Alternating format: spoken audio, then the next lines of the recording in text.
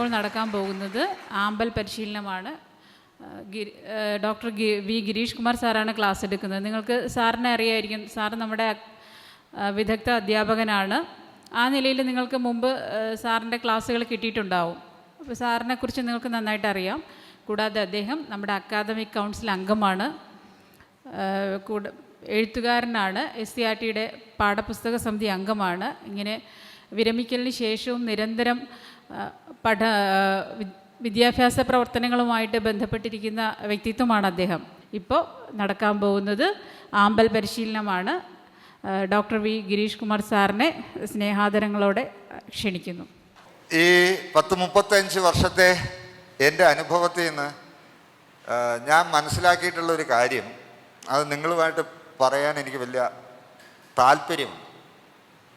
ഞാൻ ഏതാണ്ട് ഒരു 3 തരം അധ്യാപക പരിശീലനത്തിൽ പങ്കെടുക്കുന്നവരെയാണ് പരിചയപ്പെട്ടിട്ടുള്ളത്, എനിക്ക് നന്നായിട്ട് മനസ്സിലായിട്ടുള്ളത്.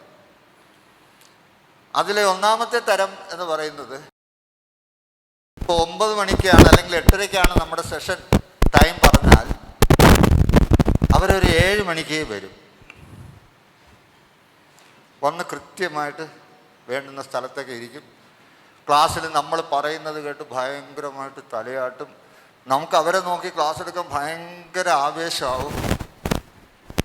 എന്നാൽ അവരോട് നമ്മൾ ചോദിക്കുകയാണ്, എന്താ വന്നത്? വരാൻ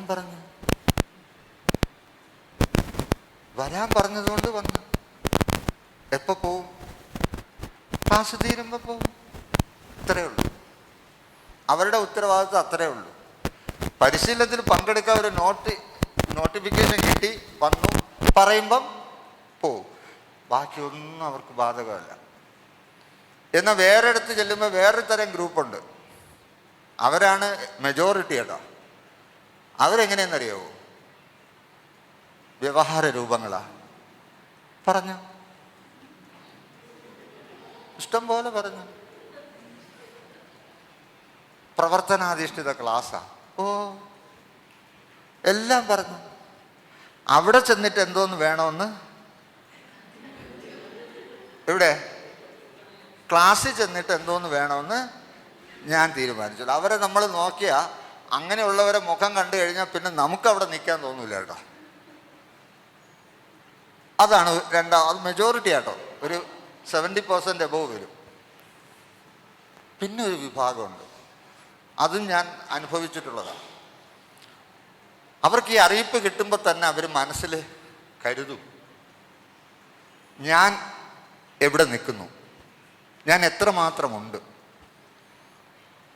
എന്നെ പോലെയുള്ള അധ്യാപകരുടെ ഒരു കൂട്ടത്തിൽ എനിക്ക് 2 ദിവസം താമസിച്ച് അവരോടൊപ്പം ഇടപഴകി പ്രവർത്തനങ്ങളിൽ ഏർപ്പെടാനുള്ളൊരു മഹനീയമായ അവസരം എനിക്ക് ലഭിക്കുകയാണ്. ഇവിടെ നിന്ന് എൻ്റെ ഈ നിലയിൽ നിന്ന് ഒരു ചുവടെങ്കിലും എനിക്ക് മേൽപോട്ട് ഉയരാൻ കഴിയണം. അതിന് വേണ്ടിയിട്ടുള്ള കാര്യം ഞാൻ ഈ ഗ്രൂപ്പിൽ നിന്ന് നേടിയെടുക്കും എന്ന ഉറച്ച വിശ്വാസത്തോടു കൂടി വരുന്ന ഒരു കൂട്ടർ. ഇതാണ് 3ാമത്തെ വിഭാഗം. ഈ 3 വിഭാഗങ്ങളെയാണ് ഞാൻ എൻ്റെ ഇക്കാലം അത്രയുമുള്ള പരിശീലനങ്ങളിൽ കണ്ടിട്ടുള്ളത്. ഇനി നിങ്ങൾ പറ, നിങ്ങളിതിലേത് കൂട്ടത്തിലാണ്? എനിക്ക് അതിനനുസരിച്ച് എൻ്റെ ക്ലാസ് മുമ്പോട്ട് കൊണ്ടുപോകാനാണ്. 3ാമത്തെ ഗ്രൂപ്പിലല്ലേ? നിങ്ങളുടെ ആഗ്രഹമല്ലേ അത്? അതോ ഉറപ്പായിട്ടും അതാണോ? ആണ് അല്ലേ? ശരി, എങ്കിൽ നമുക്ക് ആ രീതിയിൽ തന്നെ തുടങ്ങാം. എന്താ, എല്ലാവരും ഒന്ന് എഴുന്നേറ്റേ. ഈ കസേരകളെ, ഇങ്ങനെയുള്ള ഇരിപ്പ് നമ്മുടെ പ്രവർത്തനങ്ങൾക്ക് യോജിക്കുന്നതല്ല. നമുക്കൊന്ന് ഈ കസേരകൾ ബഹളം ഉണ്ടാക്കാതെ, എന്ന് പറഞ്ഞാൽ കസേര ശബ്ദിക്കാതെ എടുത്ത് ഒന്ന് മോഡലൊന്ന് നിങ്ങൾ തന്നെ അറേഞ്ച് ചെയ്ത്, ഞാൻ നിങ്ങളും കൂടെ ചേർന്ന് ഒരു 2 വരി പാടും. എനിക്ക് പാടാൻ അറിഞ്ഞുകൂടാ, എൻ്റെ ശബ്ദം കേട്ടാൽ മനസ്സിലാവുമല്ലോ. പക്ഷെ നിങ്ങളാണത് ചെയ്യേണ്ടത്. ഒപ്പം കൈ അടിച്ചുകൊണ്ട് വട്ടത്തിൽ കറങ്ങുകയും വേണം. ആ പാട്ടിൻ്റെ ഏറ്റവും അവസാനം ഞാനൊരു നമ്പർ പറയും. അത്രയും നമ്പറിൽ പെട്ടെന്ന് നിങ്ങൾ കൂട്ടമാകണം. കേട്ടല്ലോ? അധികം വരുന്നവർ പുറത്ത് നിൽക്കണം. തുടങ്ങാം. എത്ര പേരെത്ര പേരെത്ര പേര്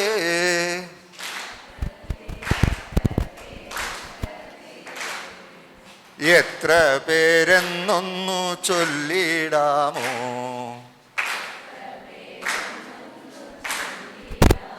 ഒരു എനർജി ഇല്ലല്ലോ. ഒന്നുകൂടെ. എത്ര പേരെത്ര പേരെത്ര പേര്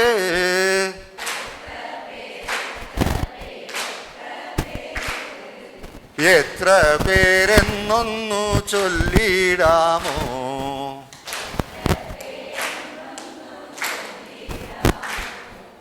ചൊല്ലിടാം ചൊല്ലിടാം കൂട്ടുകാരെ,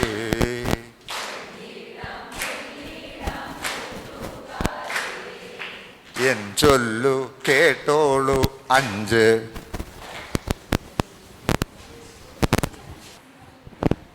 വീണ്ടും വട്ടത്തിൽ.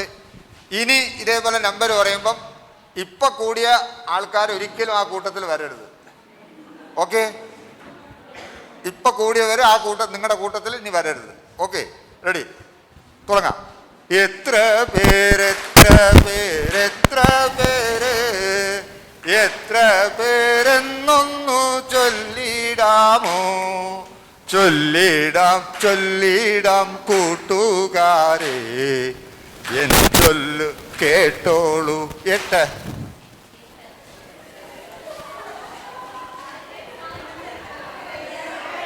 8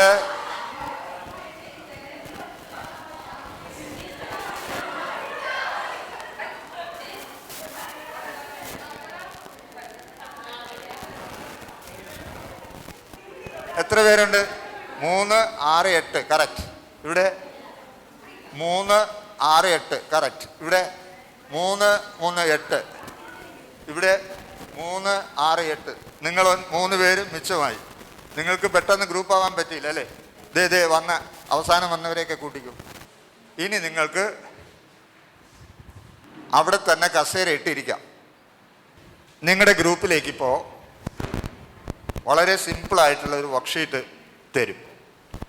ഗ്രൂപ്പ് വളരെ സജീവമായിട്ടത് ഓരോ സ്റ്റേറ്റ്മെൻറ്റ്സും ചർച്ച ചെയ്യണം.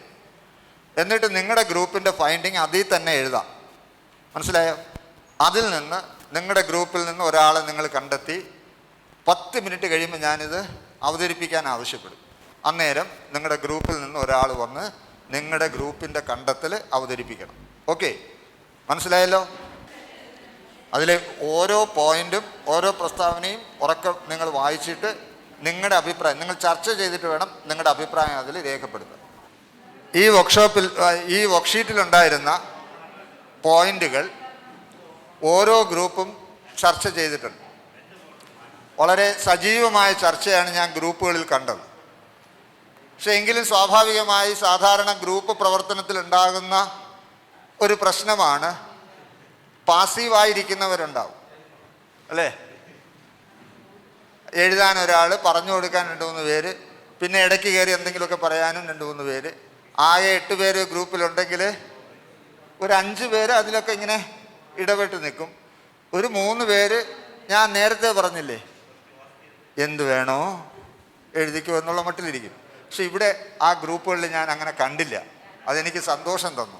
കാര്യം ഞാൻ പോയ ഗ്രൂപ്പുകളിലൊക്കെ ഏതാണ്ട് എല്ലാവരും അഭിപ്രായങ്ങൾ പറയുകയും ചിലർ പറയുന്ന അഭിപ്രായത്തോട് യോജിക്കുകയും വിയോജിക്കുകയും ഒക്കെ ചെയ്യുന്നുണ്ടായിരുന്നു.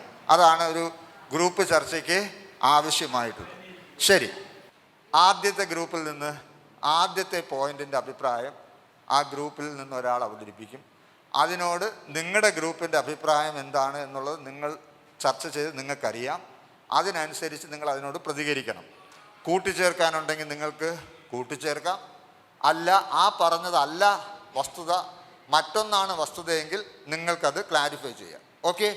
അത് നമ്മൾ പൊതു ചർച്ച ചെയ്ത് പൂർത്തിയാക്കും. കുട്ടിക്ക് ഭാഷ ഉൽപ്പാദിപ്പിക്കാൻ കഴിയും. ഈ പ്രസ്താവനയോട് നിങ്ങളുടെ അഭിപ്രായം എന്താ? കുട്ടിക്ക് ഭാഷ ഉൽപ്പാദിപ്പിക്കാൻ കഴിയും എന്ന പ്രസ്താവനയോടുള്ള അഭിപ്രായം യെസ് എന്ന് തന്നെയാണ്, അതേന്ന് തന്നെയാണ്. കാരണം നമ്മളെല്ലാം പഠിച്ചിട്ടുണ്ട് നോം ചോസ്കിയുടെ ലാംഗ്വേജ് അക്വിസിഷൻ ഡിവൈസ് എന്ന ഒരു തിയറി. അതുപ്രകാരം ഒരു കുട്ടി ജനിക്കുമ്പോൾ തന്നെ ആ കുട്ടിയുടേതായിട്ടുള്ള ഭാഷ കൃത്യമായിട്ട് സംവേദനം ചെയ്യാൻ വേണ്ടിയുള്ളൊരു ശ്രമം നടത്തുന്നതായിട്ട് നമ്മൾ കണ്ടിട്ടുണ്ട്. അപ്പോൾ അതുകൊണ്ട് തന്നെ കുട്ടിയുടെ വളർച്ചയുടെ കാലഘട്ടത്തിൽ അല്ലെങ്കിൽ വളരുന്ന ഓരോ കാലഘട്ടത്തിലും ആ കുട്ടിയുടെ ഭാഷ, ആ കുട്ടി വളരുന്നതോടൊപ്പം തന്നെ ആ കുട്ടിയുടെ ഭാഷയും വളരുന്നുണ്ട്. അത് സാമൂഹിക പരിതസ്ഥിതികളിൽ അല്ലെങ്കിൽ ആ ചുറ്റുപാടുകളിൽ നിന്നുകൊണ്ട് കുട്ടി ആർജിച്ചെടുക്കുന്നതാവാം. അതല്ല മറിച്ച് കുട്ടി സ്വമേധയാ കേട്ട് മനസ്സിലാക്കി സ്വയം പഠിക്കാൻ വേണ്ടിയുള്ള ഒരു താല്പര്യം പ്രകടിപ്പിച്ചുകൊണ്ട് സ്വീകരിക്കുന്നതുമാവാം. പക്ഷേ അതുകൂടാതെ ഇപ്പോൾ നമ്മൾ ചെറിയ പ്രായങ്ങളിലൊക്കെ ഉള്ള കുട്ടികളെ കണ്ടിട്ടുണ്ട്. അവർക്ക് അവരുടേതായിട്ടുള്ളൊരു ചെറിയ കൂടുഭാഷയൊക്കെ നമ്മൾ പലപ്പോഴും കണ്ടിട്ടുണ്ട്. സോ ദാറ്റ് മീൻസ് അവർക്ക് സ്വമേധയാ ഭാഷ ഉൽപ്പാദിപ്പിക്കാൻ കഴിയും എന്ന് തന്നെയാണ് അഭിപ്രായം. Thank you. ഓക്കെ, ഇതിനോട് വിരുദ്ധ അഭിപ്രായമുള്ള മറ്റേതെങ്കിലും ഗ്രൂപ്പുണ്ടോ? ഇപ്പോൾ സ്വതന്ത്രമായി കുട്ടിക്ക് ഭാഷ ജനറേറ്റ് ചെയ്യാനോ ഉൽപ്പാദിപ്പിക്കാൻ കഴിയും എന്നതിൽ തർക്കമില്ല, ശരിയാണോ? എന്താണ് നിങ്ങളുടെ അഭിപ്രായം? അത് ആ അഭിപ്രായത്തോട് യോജിക്കുകയാണ്. ശരി, ആ ബേസിൽ നിന്നുകൊണ്ടാണ് ഇനി നമ്മൾ മലയാള ഭാഷ പഠിക്കാനും പഠിപ്പിക്കാനും ആരംഭിക്കുന്നത്. ഓക്കെ, രണ്ടാമത്തെ ഗ്രൂപ്പ്. ഭാഷാ വ്യവഹാര രൂപങ്ങൾക്ക് ഭാഷാ പഠനത്തിലുള്ള പ്രാധാന്യം എന്ത് എന്നുള്ള വിഷയത്തെക്കുറിച്ച് പറയുമ്പോൾ, നല്ല ഭാഷാശേഷി ഉണ്ടെങ്കിൽ മാത്രമേ നല്ല ഭാഷാ വ്യവഹാര രൂപങ്ങളിൽ അത് പ്രകടിപ്പിക്കാൻ കഴിയൂ എന്നുള്ളതാണ് നമ്മുടെ കണ്ടെത്തൽ. ഉചിതമായ ഭാഷകൾ ഉചിതമായ രീതിയിൽ ഉചിതമായ സ്ഥലത്ത് പ്രകടിപ്പിക്കുമ്പോൾ മാത്രമേ ഭാഷാ വ്യവഹാര രൂപങ്ങൾക്ക് പൂർണ്ണത വരികയുള്ളൂ എന്നുള്ളതാണ് നമ്മുടെ കണ്ടെത്തൽ. ഈ ഭാഷാ വ്യവഹാര രൂപങ്ങളിൽ കുട്ടിയുടെ അല്ലെങ്കിൽ വ്യവഹാര രൂപങ്ങൾ ഉപയോഗിക്കുന്ന ആളുകളുടെ സർഗാത്മകമായിട്ടുള്ള ഒരു കഴിവ് കൂടി അവിടെ പ്രകടിപ്പിക്കാൻ സാധ്യമാകുന്നുള്ള ഒരു കണ്ടെത്തലാണ് നമ്മുടെ ഗ്രൂപ്പിലുണ്ടായിട്ടുള്ളത്. സാറ് പറഞ്ഞത് ശരിയാണ്. കുട്ടികളുടെ സർഗാത്മക ശേഷി വികസിപ്പിക്കുന്നതിന് ഭാഷാ വ്യവഹാര രൂപങ്ങൾ ഒരുപാട് സഹായിക്കുന്നുണ്ട്. അതുപോലെ തന്നെ ഇന്നലത്തെ ക്ലാസ്സിൽ നമ്മൾ കേട്ടതുപോലെ ചിന്താ നൈപുണ്യയുടെ വികസനം ഉണ്ടാകുന്നുണ്ട്. പിന്നെ ഭാഷ എങ്ങനെ പ്രയോഗിക്കണം, ഏത് രീതിയിൽ പ്രയോഗിക്കണം എന്നുള്ള ഭാഷാ പ്രയോഗ വൈഭവം ഉണ്ടാകുന്നുണ്ട്. പിന്നെ ആശയത്തെ സ്വതന്ത്രമായി പ്രകടനം ചെയ്യാനുള്ളൊരു ശേഷി വർദ്ധിപ്പിക്കുന്നുണ്ട്. പിന്നെ ഭാഷയെ നമ്മൾ ലഘുവായും അതുപോലെ വലുതായും ഭാഷാ സ്വാംശീകരണം നടക്കുന്നുണ്ട്. ഇവയൊക്കെ ഭാഷാ വ്യവഹാര രൂപങ്ങൾ സാധ്യമാക്കുന്നുണ്ട്. നമുക്ക് കുട്ടികളുടെ പങ്കാളിത്തം ഒരു വ്യവഹാര രൂപങ്ങൾ അവതരിപ്പിക്കുമ്പോൾ പങ്കാളിത്തം ഉറപ്പാക്കാൻ സാധിക്കും. പിന്നെ അതുപോലെ നേതൃപാഠവും വർദ്ധിപ്പിക്കാൻ പറ്റും. അങ്ങനെയുള്ള കാര്യങ്ങളാണ്. ശരി, ഇപ്പോൾ ഒരുപാട് കാര്യങ്ങൾ പറഞ്ഞു. നേതൃപാടവം, ഭാഷാ വൈഭവം, അതുപോലെ തന്നെ സ്വാംശീകരണം അല്ലെങ്കിൽ ഭാഷാർജ്ജനം, ഇതൊക്കെ നിങ്ങൾ പറഞ്ഞു. ഇനി എന്തെങ്കിലും ഉണ്ടോ കൂട്ടിച്ചേർക്കാൻ? ഇല്ല. സഹായിക്കും. അതെ, പഠന നേട്ടങ്ങളിലേക്ക് എത്തിച്ചേരാൻ വ്യവഹാര രൂപങ്ങൾ സഹായിക്കും. എന്തിനാണ് എല്ലാ ഭാഷയിലും ഈ വ്യവഹാര രൂപങ്ങൾ അഥവാ ഡിസ്കോഴ്സസ് എന്ന് പറയുന്നത്? ഹിന്ദിയിൽ പ്രോക്തി എന്ന് പറയും. നമ്മളെല്ലാം നിങ്ങൾ മനസ്സിലാക്കിയിട്ടുണ്ടാവും, ഭാഷ നാം ഉപയോഗിക്കുന്നത് ഏതെങ്കിലും ഒരു വ്യവഹാര രൂപത്തിൽ തന്നെയായിരിക്കും. ശരിയല്ലേ? ഭാഷ ഒരാൾ പ്രയോഗിക്കുന്നത് ഏതെങ്കിലും ഒരു വ്യവഹാര രൂപത്തിൽ തന്നെയാണ്. അപ്പോൾ അതിൻ്റെ പ്രായോഗിക രൂപം, ഒരു ഭാഷയുടെ പ്രായോഗിക രൂപമാണ് എന്ത്? ഒരു വ്യവഹാര രൂപം. പക്ഷേ ഭാഷ പഠിച്ചപ്പോഴല്ല, പണ്ടൊക്കെ നമ്മൾ എന്താ ചെയ്തത്? ഭാഷയെ പഠിച്ചു. ഈ ഭാഷയെ പഠിച്ചപ്പോൾ നമ്മൾ എന്ത് ചെയ്തു? വ്യവഹാര രൂപങ്ങളെ അതിൻ്റെ ഒരു ഉപസാധനമായിട്ടാണ് പഠിച്ചത്. അതുകൊണ്ട് തന്നെ ഭാഷയിൽ ഇപ്പോൾ MA വരെ പോയ ഒരാളിന് പോലും ഒരു അപേക്ഷ കൃത്യമായി എഴുതുവാനുള്ള ഭാഷാ പരിജ്ഞാനം അല്ലെങ്കിൽ ഭാഷാശേഷി ഇല്ലാത്തൊരവസ്ഥയുണ്ടായി. അതിൻ്റെ പ്രധാന കാരണം എന്താണ്? ഈ വ്യവഹാര രൂപങ്ങൾ ഭാഷാ പഠനത്തിൽ അവർ പരിചയപ്പെട്ടില്ല, അല്ലെങ്കിൽ ആ വ്യവഹാര രൂപങ്ങളിൽ ഊന്നിയുള്ള ഭാഷാ പഠനമല്ല സാധ്യമാക്കി. അതാണ് ഒരു കാരണം. അതിൻ്റെ ഇപ്പോൾ പ്രായോഗികമായ ഭാഷ പ്രയോഗിക്കാൻ കഴിയുന്നത് ഭാഷാ വ്യവഹാര രൂപങ്ങളിലൂടെയാണ് എന്നത് ഒന്നാമത്തെ കാര്യം. ഇനി രണ്ടാമത്തെ കാര്യം, ഭാഷയിലുള്ള എല്ലാ തരം ഘടകങ്ങളും എന്ന് പറഞ്ഞാൽ, അതായത് കൊട്ടേഷനിൽ എങ്ങനെ എഴുതണം, പിന്നെ അതുപോലെ ആശ്ചര്യജനകമായി എങ്ങനെ എഴുതണം, അങ്ങനെ തുടങ്ങി ഭാഷയുടെ എല്ലാ ഘടകങ്ങളും എപ്പോഴും വ്യവഹാര രൂപങ്ങളിൽ ചേർന്നിരിക്കും. അപ്പോൾ ഏതൊരു ഭാഷയുടെയും എല്ലാ ഘടകങ്ങളെയും മനസ്സിലാക്കുന്നതിന് ഭാഷാ വ്യവഹാര രൂപം വളരെയേറെ സഹായിക്കും. അപ്പോൾ ഈ രണ്ട് പ്രധാന കാരണങ്ങളാണ് നമ്മുടെ പാഠ്യപദ്ധതിയിൽ ഭാഷാ പഠനം വ്യവഹാര രൂപങ്ങളിൽ ഊന്നിയത്. ഓക്കെ, അത് നിങ്ങൾക്ക് മനസ്സിലായി. ശരി, ഇനി മൂന്നാമത്തെ പോയിന്റ് നിങ്ങളുടെ ഗ്രൂപ്പ് പ്രസൻറ്റ് ചെയ്യണം. ആദ്യത്തെ 2 പോയിൻറ്സും എല്ലാവരും വളരെ ഭംഗിയായിട്ട് തന്നെ പറഞ്ഞു.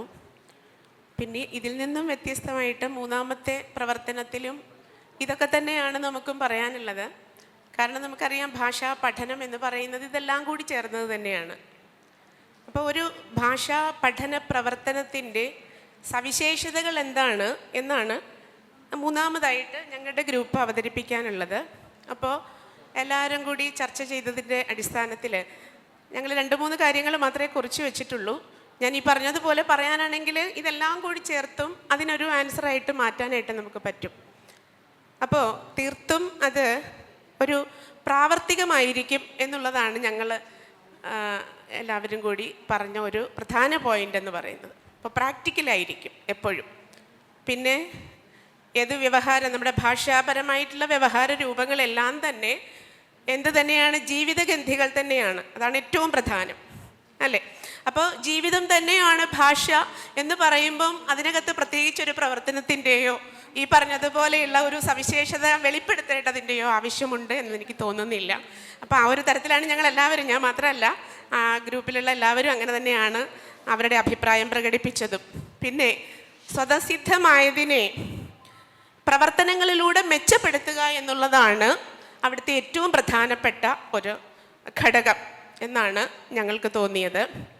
പിന്നെ ഈ പറഞ്ഞതുപോലെ ഈ പ്രവർത്തനത്തിലെല്ലാം തന്നെ നേതൃപാഠവും വ്യവഹാര രൂപങ്ങളുടെ ആ ഒരു എന്താ പറയുക ആപ്ലിക്കേഷനും ഒക്കെ ഉണ്ടാവും, അല്ലേ? നല്ലൊരു മലയാളമായിട്ടും എനിക്ക് വരുന്നില്ല.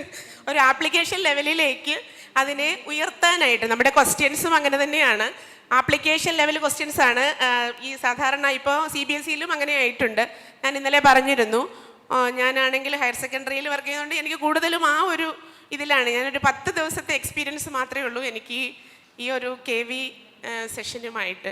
അപ്പോൾ എൻ്റെ ആ ഒരു അഭിപ്രായവും എൻ്റെ ഗ്രൂപ്പിലുള്ളവരുടെ അഭിപ്രായവും വെച്ചിട്ട് പറഞ്ഞ് കൺക്ലൂഡ് ചെയ്യാനാണെങ്കിൽ ജീവിതഗന്ധിയായിട്ടുള്ള ഭാഷ അല്ലെങ്കിൽ ജീവിതം തന്നെയായ ഭാഷ, അതിന് പ്രത്യേകിച്ചൊരു പ്രവർത്തനത്തിൻ്റെയോ അതിനൊരു വിശദീകരണത്തിൻ്റെയോ ആവശ്യം ഇല്ല. അത് തന്നെയാണ് ഭാഷ എന്നുള്ളതാണ് പ്രധാനം. ഓക്കെ, തുടക്കത്തിൽ പറയേണ്ടുന്ന ഒരു വലിയ കാര്യം വിട്ടുപോയി കേട്ടോ. നമ്മൾ ഈ ഗ്രൂപ്പിലിരിക്കുമ്പോൾ നമ്മൾ മറക്കേണ്ട ഒരു കാര്യമുണ്ട്, ഓർമ്മിക്കേണ്ട ഒരുപാട് കാര്യങ്ങളുണ്ട്, മറക്കേണ്ട ഒരു കാര്യമുണ്ട്. എന്താണെന്ന് പറയാമോ? നമ്മൾ ടീച്ചർമാരാണ് എന്നുള്ളത് മറക്കാം. വെരി ഗുഡ്, അതാണ് നല്ലൊരു കൈയടി കൊടുത്തേ. എന്താ പേര്? രമ്യ. അതാണ്, കൃത്യമാണ്. ഇത് മറന്നാൽ മാത്രമേ ഇവിടെ നടക്കുന്ന ഫലം പൂർണ്ണമായി നിങ്ങൾക്ക് നേടാൻ കഴിയും. ആ ബോധം നിങ്ങളിൽ ഉണ്ടാകുന്നിടത്തോളം കാലം നിങ്ങൾ ഇതിനെ ഏതാണ്ട് ഈ ചേമ്പലയുടെ മേലെ വീണ വെള്ളം പോലെ ഉണ്ടാവുള്ളൂ. അപ്പോൾ അതുകൊണ്ട് എന്താ വേണ്ടേ? ആദ്യം മറക്കൂ. എന്ത്? നമ്മൾ അധ്യാപകരാണെന്ന് മറക്കൂ. ശരി, ഇപ്പോൾ പറഞ്ഞ പോയിന്റ് അതിലേക്കാണ് ഞാൻ വരുന്നത്. ഇതൊരു മത്സരമാണ്. നിങ്ങൾക്ക് ഈ മത്സരത്തിൽ പങ്കെടുക്കാം. വിജയിക്കുന്നയാളിന് സമ്മാനമുണ്ട്. മത്സരത്തിൽ തീവ്രമായി പങ്കെടുത്ത് വിജയിക്കേണ്ടത് നിങ്ങളുടെ ഉത്തരവാദിത്വമാണ്. ശരി, നിങ്ങളെടുത്ത കടലാസിൻ്റെ മാർജിനിൽ താഴേക്ക് 1, 2, 3, 4, 5, 6 എന്നെഴുതുക, നമ്പർ ഇടുക. ഞാൻ ഈ 1, 2, 3, 4, 5, 6 ഇടാൻ പറഞ്ഞത് ഞാൻ ഓരോ സന്ദർഭത്തിലും നൽകുന്ന സൂചനകൾക്കനുസരിച്ച് നിങ്ങൾക്ക് ഉത്തരം എഴുതാനുള്ള അവസരമുണ്ട്. ഓക്കെ, ശരി. അപ്പോൾ അതിൽ ഒന്നാമത്തെ സൂചനയാണ്, ഒന്നാമത്തെ നമ്പറിലേക്ക് നിങ്ങൾ എഴുതേണ്ടത് ഇതാ. ആ സൂചന ഇതാണ്. ഈ ആമ്പൽ പുസ്തകത്തിനുള്ളിൽ ഞാനൊരു വാക്ക് ഒളിപ്പിച്ചിട്ടുണ്ട്. ദേ ഒരു സ്ലിപ്പ് കണ്ടില്ലേ? ഈ സ്ലിപ്പിൽ ഞാനൊരു വാക്ക് ഒളിപ്പിച്ചിട്ടുണ്ട്. ഒരു വാക്ക്. ഒന്നാമത്തെ നമ്പറിന് നേരെ നിങ്ങൾക്ക് അതേത് വാക്കായിരിക്കുമെന്ന് ഊഹിച്ച് എഴുതാം. ഈ അവസരത്തിൽ നിങ്ങളുടെ ഉത്തരം ശരിയാകുന്നുണ്ടെങ്കിൽ നിങ്ങൾക്ക് 500 രൂപ സമ്മാനം ലഭിക്കും. യെസ്, എഴുതിക്കൊള്ളൂ. ശരി, രണ്ടാമത്തെ സൂചന തരാം. ഇത് ഒരു മലയാളം വാക്കാണ്. ഇതൊരു മലയാളം വാക്കാണ്. നിങ്ങൾക്ക് രണ്ടാമത്തെ സൂചന അനുസരിച്ച് രണ്ടാമത്തെ നമ്പറിന് നേരെ നിങ്ങളുടെ ആദ്യത്തെ ഉത്തരം പോരാന്ന് തോന്നുന്നുണ്ടെങ്കിൽ ഒരു ഉത്തരം കൂടെ എഴുതാം. ഈ രണ്ടാമത്തെ പോയിന്റിന് നേരെയാണ് നിങ്ങളുടെ ഉത്തരം, അതാണ് ശരിയെങ്കിൽ നിങ്ങൾക്ക് 300 രൂപ കിട്ടും. അടുത്ത സൂചനയിലേക്ക് കിടക്കുകയാണ്. മൂന്നാമത്തെ സൂചന 200 രൂപയുടെ സൂചന. ഈ വാക്കിന് 5 അക്ഷരങ്ങളുണ്ട്. ഈ 5 അക്ഷരങ്ങളിൽ കൂട്ടക്ഷരങ്ങളൊക്കെ പെടും കേട്ടോ. അപ്പോൾ 3 സൂചനയായ 5 അക്ഷരങ്ങളുള്ള ഒരു മലയാളം വാക്കാണ്. യെസ്. ഈ മൂന്നാമത്തേൽ നിങ്ങൾക്ക് നിങ്ങളുടെ 1, 2 സൂചനകൾക്ക് അനുസരിച്ച് തിരുത്ത് വരുത്തി മൂന്നാമത്തേൽ എഴുതാം. ഇനി നാലാമത്തെ സൂചനയിലേക്ക് കിടക്കുകയാണ്. നാലാമത്തെ സൂചനയിൽ ഞാൻ ആ വാക്കിൻ്റെ ആദ്യത്തെ അക്ഷരം കാണിച്ചു തരാം. ഇവിടെ നിങ്ങൾ വിജയിച്ചാൽ നിങ്ങൾക്ക് 100 രൂപ കിട്ടും. 100 രൂപ. ശരി, അഞ്ചാമത്തെ സൂചനയിലേക്ക് കിടക്കുകയാണ്. അടുത്ത അക്ഷരം ഞാൻ കാണിക്കാം. നിങ്ങൾക്ക് ഇതിനനുസരിച്ച് റിവൈസ് ചെയ്ത് എഴുതി പോകാം കേട്ടോ. ഈ ഘട്ടത്തിലാണ് നിങ്ങൾ ശരി ഉത്തരം എഴുതുന്നതെങ്കിൽ നിങ്ങൾക്ക് 50 രൂപ കിട്ടും. ഇനി നിങ്ങൾക്ക് ഇതിൻ്റെ അടുത്ത അക്ഷരം എന്തായിരിക്കും എന്ന് ഊഹിക്കാമോ ആർക്കെങ്കിലും? ത്രാന്നായിരിക്കും, ഴാന്നായിരിക്കും, ത്രാന്നായിരിക്കും, ഴാന്നായിരിക്കും. കണ്ടോ ഇത്? ഇല്ല. ആ ശരി, അടുത്ത സൂചനയാണ്. എത്ര രൂപയുടെയാ? 50 രൂപയുടെ. ഇപ്പോഴും നിങ്ങൾക്ക് വീണ്ടും തിരുത്താം. ഇതിലാണ് നിങ്ങൾ ശരി ഉത്തരം എഴുതുന്നതെങ്കിൽ നിങ്ങൾക്ക് 25 രൂപ കിട്ടും. എങ്കിൽ അടുത്ത അക്ഷരം ഏതാണെന്ന് പറയാമോ? ഉപ്പു, പൂ,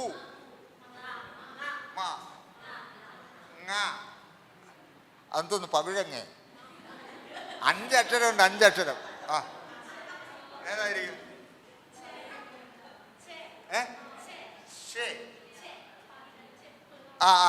ചേ. ഓ ശരി, നോക്കാം. അടുത്ത ചാൻസിന് 15 രൂപ കിട്ടും.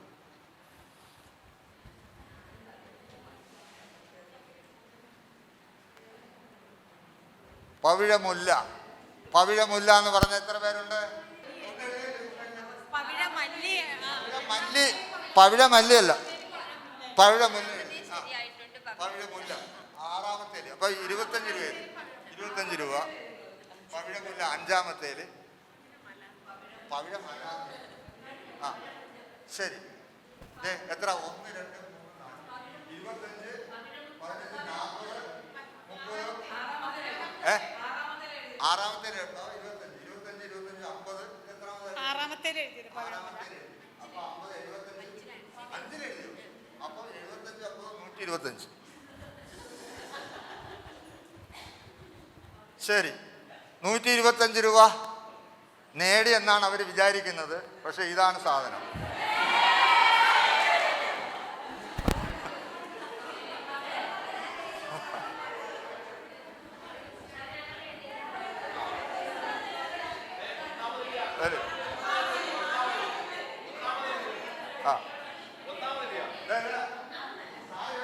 ഒന്നാമത് എഴുതിയോ ആരെങ്കിലും?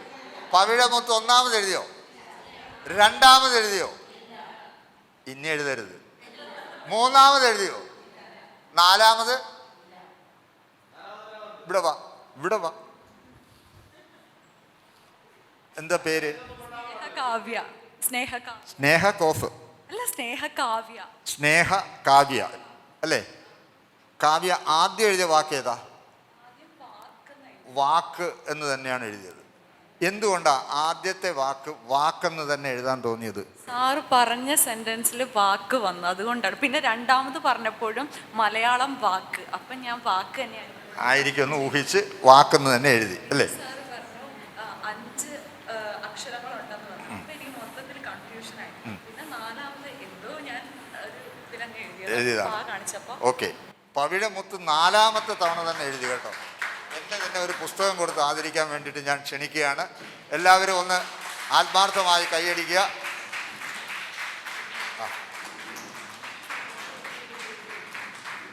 പവിഴമുത്ത് എന്നതായിരുന്നു വാക്ക്. ഇനി നിങ്ങൾ എഴുതിയ വാക്കുകളെല്ലാം, ഈ വാക്കുകൾ വെച്ചുകൊണ്ട് നമുക്ക് ഇനിയും പല പ്രവർത്തനങ്ങൾ ചെയ്യാം, പക്ഷെ അവിടേക്ക് ഞാൻ പോകുന്നില്ല. ഇവിടെ നിങ്ങൾ നോക്കൂ, ഇത് ക്ലാസ് മുറിയിൽ നടത്താൻ പറ്റുന്ന ഒരു പ്രവർത്തനമാണോ? ആണോ? ആ, അതെ. അപ്പോൾ നേരത്തെ ടീച്ചർ പറഞ്ഞ പ്രായോഗികം എന്നത് കറക്റ്റാണ്. ഒരു പഠന പ്രവർത്തനത്തിനുണ്ടായിരിക്കേണ്ട സവിശേഷതയിൽ ഒന്നാമത്തതാണ് എന്ത്? പ്രായോഗികമെന്നത്. ഓക്കെ, ഇനി എന്തൊക്കെ സവിശേഷത ഉണ്ടാവണം ഈ നടന്ന പ്രവർത്തനത്തിൽ? നിങ്ങളൊന്ന് പറ. പങ്കാളിത്തം അല്ലേ? എല്ലാവരുടെയും പങ്കാളിത്തം ഉണ്ടാകുക എന്നത് പഠന പ്രവർത്തനത്തിൻ്റെ ഏറ്റവും പ്രധാനപ്പെട്ട മറ്റൊരു സവിശേഷതയാണ്. എന്താണ്? എല്ലാവരുടെയും പങ്കാളിത്തം, സജീവമായ പങ്കാളിത്തം ഉണ്ടാവണം. ഇനി ഈ പ്രവർത്തനത്തിനുണ്ടായിരുന്ന മറ്റൊരു ക്വാളിറ്റി പറഞ്ഞേ. ചിന്താശേഷി വർദ്ധിപ്പിക്കും. വളരെ പ്രധാനപ്പെട്ട മറ്റൊരു ക്വാളിറ്റിയാണ്. ഒരു പഠന പ്രവർത്തനം നമ്മൾ ക്ലാസ് മുറിയിൽ നടപ്പിലാക്കാൻ നമ്മൾ ആസൂത്രണം ചെയ്യുമ്പോൾ, ആലോചിക്കുമ്പോൾ നമ്മിൽ വരേണ്ടുന്നതാണ് ആ പ്രവർത്തനത്തിന് ഈ ക്വാളിറ്റീസ് ഉണ്ടാവണം എന്ന കാഴ്ചപ്പാട്. എന്താണ്? ചിന്താശേഷി വർദ്ധിപ്പിക്കും. ഏതൊരു ക്ലാസ് റൂമിലെ പഠന പ്രവർത്തനവും ലളിതമാവണം. ഇനി നിലവാരത്തിന് യോജിച്ചതാവണം. ആരുടെ?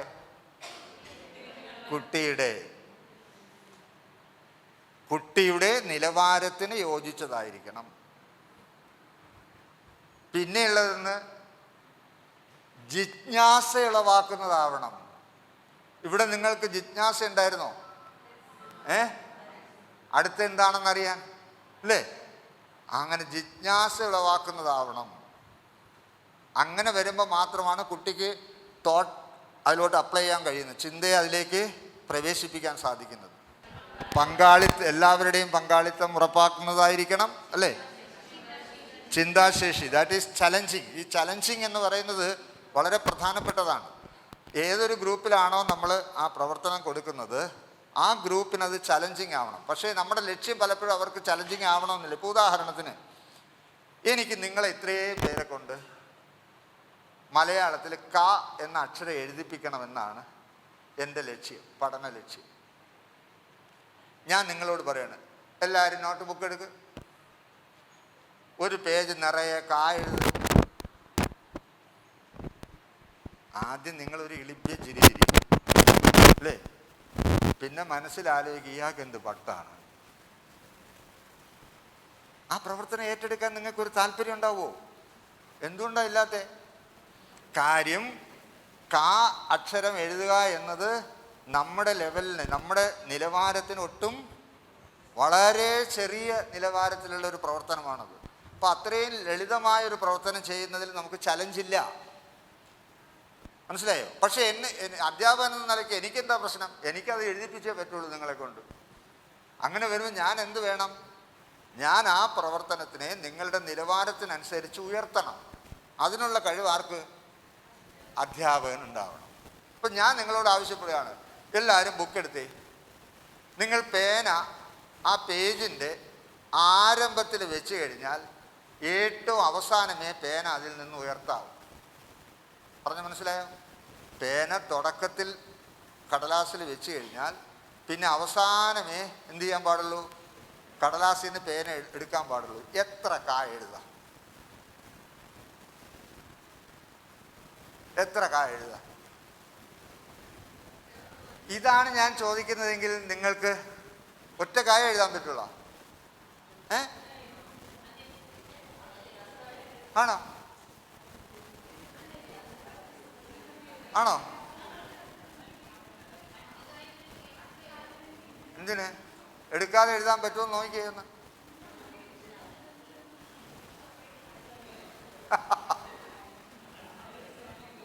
ഇങ്ങനെ ചോദിച്ചാൽ നിങ്ങൾക്ക് ചലഞ്ചിങ് ആയോ? അതാ ഇപ്പം തന്നെ ഇവിടെ കൺഫ്യൂഷനായി.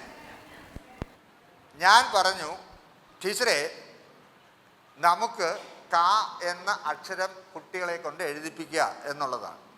ഈ ക എന്ന അക്ഷരം എഴുതിപ്പിക്കുക എന്ന് പറഞ്ഞു കഴിഞ്ഞാൽ ടീച്ചർ ഇപ്പോൾ ചൂണ്ടിക്കാണിച്ച അച്ചടിക്കുന്ന കായല്ല. നിങ്ങൾ എഴുതുന്നത് അങ്ങനെയാണോ? അല്ലല്ലോ, ഒരിക്കലും അല്ല. നമ്മളിവിടെ ഇരിക്കുന്ന ഇത്രയും പേരെഴുതുന്ന ക എന്ന അക്ഷരം വ്യത്യസ്തമാണ്, ഉറപ്പാ. ഒരിക്കലും യുണീക്കല്ല അത് അവരവരുടെ ലിഖിത വ്യായാമത്തിൻ്റെ എളുപ്പത്തിനനുസരിച്ച് സ്വയം സൃഷ്ടിച്ചെടുത്ത മാതൃകകൾക്കനുസരിച്ചാണ് എഴുതുന്നത്, അല്ലേ? എന്നാൽ ഇന്ന് ഒരു 2 വയസ്സുള്ള ഒരു കുട്ടി കായ എഴുതിയാൽ എങ്ങനെയായിരിക്കും? ചിലപ്പോൾ അവൻ ഒരു വട്ടം ഇട്ടിട്ട് ഇങ്ങനെ എഴുതുന്നതായിരിക്കും. കാരണം എന്താണ്? അവൻ്റെ ജോലി ഒരു കായ എഴുതൽ മാത്രമേ ഉള്ളൂ. അവനൊരു കാ ചേർന്ന് വരുന്ന ഒരു നീണ്ട വാക്കോ വാക്യങ്ങളോ ഒന്നും എഴുതേണ്ട ആവശ്യം ഇല്ല. അപ്പോൾ അവൻ എഴുതുന്ന കാ അങ്ങനത്തേതാണ്. പക്ഷെ നമ്മൾ എഴുതുമ്പോഴോ ചിലരിങ്ങനെ എഴുതും, ചിലർ ഇങ്ങനെ എഴുതും, അല്ലേ? പല തരത്തിലാണ് നമ്മൾ എഴുതുന്നത്. അതാണ് എനിക്ക് മനസ്സിലായി. ഇവിടെയാണ് ഞാൻ പറഞ്ഞതാണ്ട് ഈ ടീച്ചർ പറഞ്ഞില്ലേ, അവിടേക്ക് വരേണ്ടത്. നാം കുട്ടിയെ പഠിപ്പിക്കുന്നു എന്ന ബോധ്യം നിങ്ങൾക്കുണ്ടെങ്കിൽ നിങ്ങൾ പരാജിതർ. ഞാൻ പഠിപ്പിക്കാൻ നിൽക്കുന്ന ആളെന്ന ബോധമാണ് നിങ്ങൾക്കുള്ളതെങ്കിൽ നിങ്ങൾ ടീച്ചറല്ല. പക്ഷെ എങ്ങനെ വേണ്ടത്? കുട്ടിയെ പഠിക്കാൻ പ്രേരിപ്പിക്കുന്നയാൾ, കുട്ടിയെ ഭാഷ ഉപയോഗിക്കാൻ പ്രേരിപ്പിക്കുന്ന വ്യക്തി. ഞാനും അവനിൽ നിന്ന് അല്ലെങ്കിൽ അവളിൽ നിന്ന് ധാരാളം പഠിക്കുന്നയാൾ. ഉണ്ടോ? അങ്ങനെ താല്പര്യമുണ്ടോ നിങ്ങൾക്ക്? അതോ നിങ്ങളിൽ നിന്നാണോ കുട്ടിയെല്ലാം പഠിക്കുന്നത്?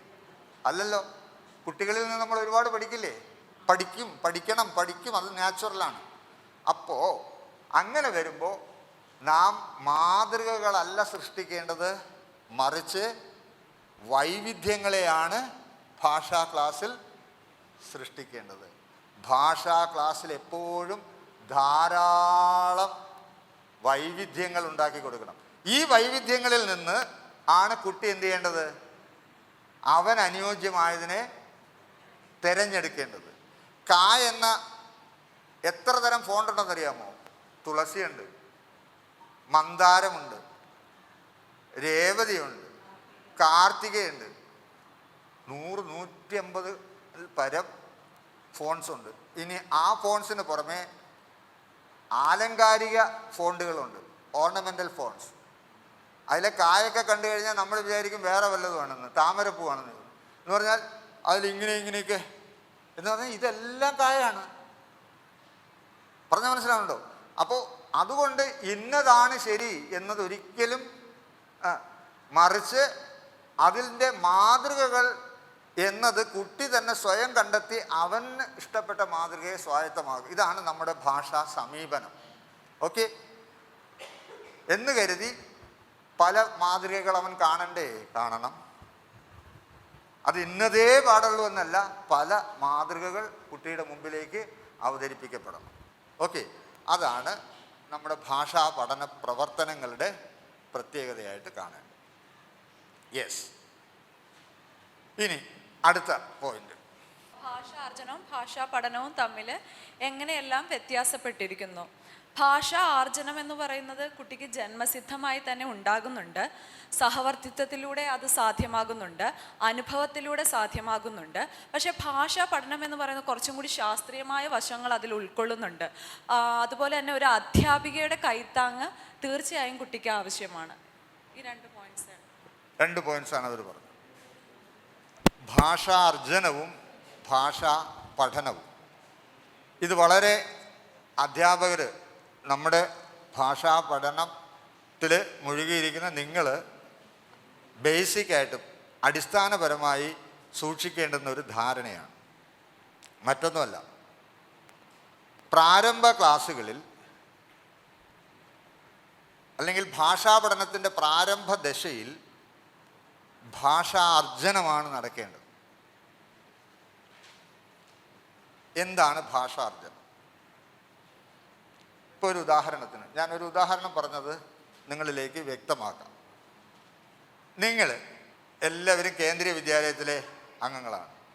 അപ്പോൾ നിങ്ങൾക്ക് ഇവിടെ നിന്ന് ഒരു സ്ഥാനാന്തരണം വന്ന് നിങ്ങൾ ബാംഗ്ലൂർ പോയി, അല്ലെങ്കിൽ കർണാടകത്തിലെ ഒരു KVയിലാണ് പോയത്.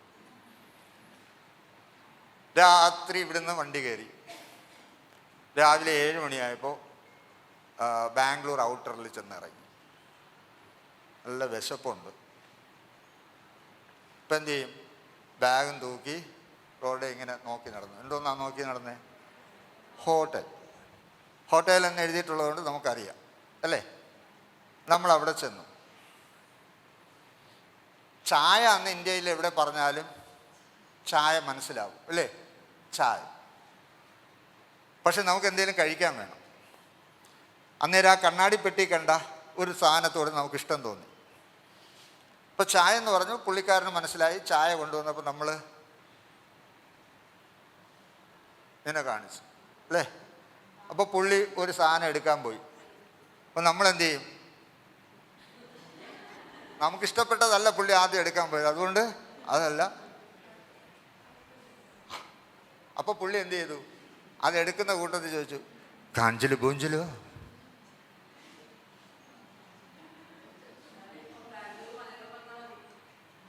നമ്മൾ ശ്രദ്ധിച്ചു.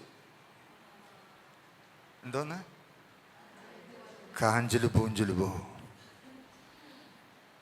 വാങ്ങിച്ച് കഴിച്ച് പിറ്റെന്ന് വേറൊരു കടയിൽ പോയി. ഇതേ സാധനം അവിടെയുണ്ട്. നമ്മളൊരു ടെസ്റ്റ് ഡോസ് അടിക്കും. ഒരു ചായ കാഞ്ചില് പൂഞ്ചില് പോ. വലിയ ഉറപ്പൊന്നുമില്ല, എങ്കിലും നമ്മൾ എന്ത് ചെയ്യും? ഒരു മയത്തിലൊക്കെ കൂടെ ഇങ്ങനെ ചായ കാഞ്ചില് പൂഞ്ചില് പോ. അപ്പം അങ്ങേര് പോയി കൃത്യം ആ സാധനമാണ് എടുത്തുകൊണ്ട് വരുന്നതെങ്കിലോ നമ്മൾ ഉറപ്പിക്കും അല്ലേ? കർണാടകത്തിൽ പോയാൽ ഈ സാധനത്തിന് പിന്നെ നമുക്ക് ഇനി ഭാഷയിൽ വേറെ ഇനി പഠിക്കാനൊന്നും പോകണ്ട. നമ്മൾ ആരുടെ പറയും, ഏത് കടയിലും പിന്നെ ചെന്നിട്ട് കാഞ്ചില് പൂഞ്ചില് പോ അല്ലേ? എന്താ കാര്യം? ഇതാണ് ഭാഷാർജ്ജനം. ഇതാണ് ഭാഷാർജ്ജനം. മനസ്സിലായോ? ഇതാണ് നമ്മുടെ കുട്ടിയും പഠിക്കുന്നത്. പക്ഷെ വ്യത്യാസം ഒന്നുണ്ട്. നിങ്ങൾ ആരെങ്കിലും നിങ്ങളുടെ മക്കളെ നോക്ക്. ഫാൻ പറ, ഫാൻ 10 പ്രാവശ്യം പറ. Fan fan fan fan fan fan. ഇങ്ങനെയാണോ ഫാൻ എന്ന് പറയാൻ പഠിപ്പിച്ചേ? അല്ല, നമ്മൾ പഠിപ്പിച്ചിട്ടില്ല ഫാൻ എന്ന് പറയാൻ. നമ്മുടെ കുട്ടി ഇംഗ്ലീഷ് കുട്ടിയും അല്ല, പക്ഷെ അത് പറയും. എന്താ? ഫാൻ എന്ന്. എങ്ങനെയാ? അത് കുഞ്ഞ് കട്ടിലിൽ കിടന്നപ്പോൾ കെട്ടിയ എന്തോന്നടി നല്ല തണുപ്പല്ലേ, ആ ഫാനൊന്ന് ഓഫ് ചെയ്യും. അപ്പം കേട്ടൊരു ഫാൻ. പിന്നെ ഒരു ചൂട് സമയത്ത് വന്നിട്ട് ഷോ എന്ത് വിയർക്കണം, നീ ഇതുവരെയും ഫാൻ ഇട്ടില്ലേ, ഫാൻ ഇട്. അപ്പം കേട്ടൊരു ഫാൻ. അയ്യോ കറണ്ട് പോയി, ഫാനില്ല. ഇപ്പം കേട്ടൊരു ഫാൻ. സ്വിച്ച് ഇട്ടിട്ട് ഫാന് കറങ്ങണില്ല. അപ്പം കേട്ടൊരു ഫാൻ. ഇങ്ങനെ കുറേ ഫാനുകൾ. പക്ഷെ ഈ ഓരോ ഫാനും വ്യത്യസ്ത ഭാഷാ ഫാനാണ്. എന്ന് വെച്ചാൽ പറയുന്ന ടോണ്, സന്ദർഭം, മുഖഭാവം എല്ലാം വെവ്വേറെയാണ്. അപ്പം കുട്ടി ഫാനെന്ന് മാത്രമല്ല പഠിച്ചത്, പിന്നെയോ ഫാനെന്ന് വ്യത്യസ്ത രീതികളിൽ വ്യത്യസ്ത സന്ദർഭങ്ങളിൽ പ്രയോഗിക്കേണ്ടത് എങ്ങനെ എന്നും ആണ് പഠിക്കുന്നത്. അതിനെയാണ് എന്ത് പറയുന്നത്? ഭാഷാർജ്ജനം. മനസ്സിലായോ? അപ്പോൾ ഭാഷാർജനത്തിൻ്റെ ഏറ്റവും വലിയൊരു പ്രത്യേകത ഇതാണ്. നേരത്തെ അദ്ദേഹം പറഞ്ഞതുപോലെ സ്വാഭാവികമാണ്. അക്വിസിഷൻ അല്ലെങ്കിൽ ഭാഷാ അർജനം എന്നത് സ്വാഭാവികമാണ്. എന്നാൽ ഭാഷാ പഠനം ബോധപൂർവവുമാണ്, മെക്കാനിക്കലാണ്.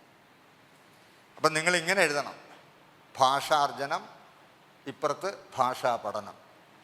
അതിൽ ഭാഷാർജനത്തിൻ്റെ ഒരു ക്വാളിറ്റി സ്വാഭാവികം, ഭാഷാ പഠനത്തിൻ്റെ ഒരു ക്വാളിറ്റി ബോധപൂർവം.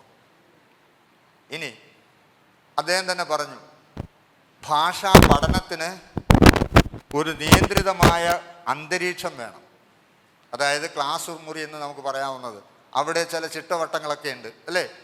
കുട്ടികളിരിക്കുന്നു, അധ്യാപകൻ വരുന്നു, ബോർഡുണ്ട്, അങ്ങനെയുള്ള എല്ലാ സൗകര്യങ്ങളും അടങ്ങിയ ഒരു ഒരു ഒരു ചിട്ടവട്ടങ്ങൾക്കുള്ളിലാണ്. എന്നാൽ ഭാഷാ അർജനമാണെങ്കിലോ ഇത്തരം ചിട്ടവട്ടങ്ങളൊന്നുമില്ല. പ്രകൃതിയിൽ എവിടെ വെച്ചും ഇത് സാധ്യമാണ്. മനസ്സിലായോ? അപ്പോൾ അതിന് ക്ലാസ് മുറി എന്ന ഒരു കൃത്യമായ ഭൗതിക അന്തരീക്ഷത്തിൻ്റെ ആവശ്യമില്ല. ഏതിന്? ഭാഷാർജനത്തിന്. അത് ഏത് നാച്ചുറലായിട്ടുള്ള ഏത് സ്വാഭാവിക അന്തരീക്ഷത്തിലും നടക്കുന്ന കാര്യമാണ്. ഇനി മറ്റൊരു വലിയ പ്രത്യേകതയുണ്ട്. എന്തുകൊണ്ടാണ് നമുക്ക് ഇപ്പോൾ ഈ മാതൃഭാഷ മാറ്റി വയ്ക്കും? മാതൃഭാഷയിലും സാധ്യമല്ല കേട്ടോ. എന്നാലും ഒരു വിദേശ ഭാഷയിൽ നമ്മൾ വലിയ ഡിഗ്രിയൊക്കെ എടുത്താലും ആത്മവിശ്വാസത്തോടെ 10 ആളെ മുമ്പിൽ നിന്ന് 2 വരി വൃത്തിയായി പറയാൻ കഴിയാത്ത എന്തുകൊണ്ടാണ്? ഭാഷയിലാണെങ്കിൽ എല്ലാവരും ഉണ്ട്. അതിൻ്റെ സാഹിത്യത്തെക്കുറിച്ച് അറിയാം, വ്യാകരണത്തെക്കുറിച്ച് അറിയാം, ഭാഷാശാസ്ത്രം മനഃപ്പാഠമാണ്, ഒക്കെയാണ്. ബട്ട് പ്രയോഗിക്കാനുള്ള കോൺഫിഡൻസ് ഇല്ല. ഐ പറയുമ്പം ആമാണ്, ഈസാണ്, അത് മാസാണ്, ഏതാണ് എന്നും പറഞ്ഞുകൊണ്ട് തൊണ്ടയിൽ ഒന്ന് അടക്കും അല്ലേ? അതുകൊണ്ട് ഐ പറഞ്ഞിട്ട് പിന്നെ കുറച്ചു നേരം നമ്മൾ ബ്ലം എന്ന് പറഞ്ഞ് നിൽക്കും. കാര്യം എന്താ? ആലോചിച്ചെടുക്കണം അല്ലേ? എന്തുകൊണ്ടാണ് ഇത് സംഭവിച്ചേ?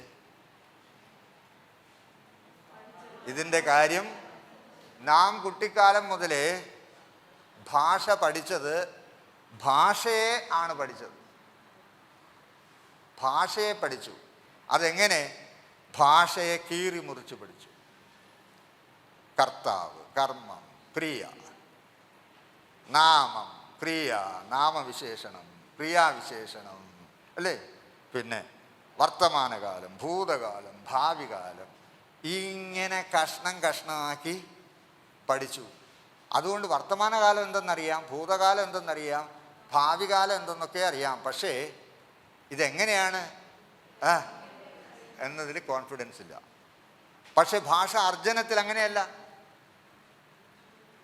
ഭാഷ, നിങ്ങളുടെ 1 വയസ്സായ കുട്ടി പറയില്ലേ, മ എനിക്ക് ബം വേണം. കഞ്ചി ബമ്മുണ്ട്, പച്ച ബമ്മുണ്ട്, കരിങ്കാലി ബമ്മുണ്ട്. കരിങ്കാലി ബമ്മെന്നൊന്നും അത് പറയില്ല. എന്നാലും പറഞ്ഞത് അമ്മ എനിക്ക് ബം വേണം. നിങ്ങളിവിടെ നോക്കൂ, ഇതിൻ്റെ ഒരു ഗ്രാമാറ്റിക്കൽ ഓർഡർ. ആവശ്യപ്പെടുക എന്ന ഫങ്ഷൻ, എന്ന പ്രവർത്തന, എന്ന ആവശ്യത്തിന് ആദ്യം സംബോധനാ ശബ്ദം ഏതാണ്? അമ്മ. ഞാൻ പ്ലസ് ഇക്ക്, എനിക്ക്. എനിക്ക് എന്ന് പറയാനുള്ള നാവ് വഴങ്ങാത്തത് കൊണ്ടാണ് എന്താ പറഞ്ഞേ? എനിക്ക്. ഇപ്പോൾ എനിക്ക്, ഞാൻ പ്ലസ് ഇക്ക്. അടുത്തത് ആവശ്യപ്പെടുന്നത് എന്താണോ അതാണ് അടുത്ത് പറയേണ്ടത്. അതെന്ത്? ബം. ആവശ്യപ്പെടുക എന്നുള്ളതിനുള്ള വാക്ക് വേണം. ഇതല്ലേ ഒരു പ്രോസ് ഓർഡർ? ശരിയല്ലേ? ഒരു ഗദ്യ ഘടനാ രീതി ഇതല്ലേ? ഇതെവിടുന്ന് പഠിച്ചേ? ഞാൻ പ്ലസ് ഇക്ക് ആണ് എനിക്കെന്ന് എവിടുന്ന് പഠിച്ചേ? ഇതാണ് ഭാഷാർജനം. ആ 1 വയസ്സായ കുട്ടിയിലുണ്ട് ഗ്രാമർ അല്ലേ? ആ കുട്ടിയാണ് പിന്നെ നമ്മൾ എന്ത് പറയണേ?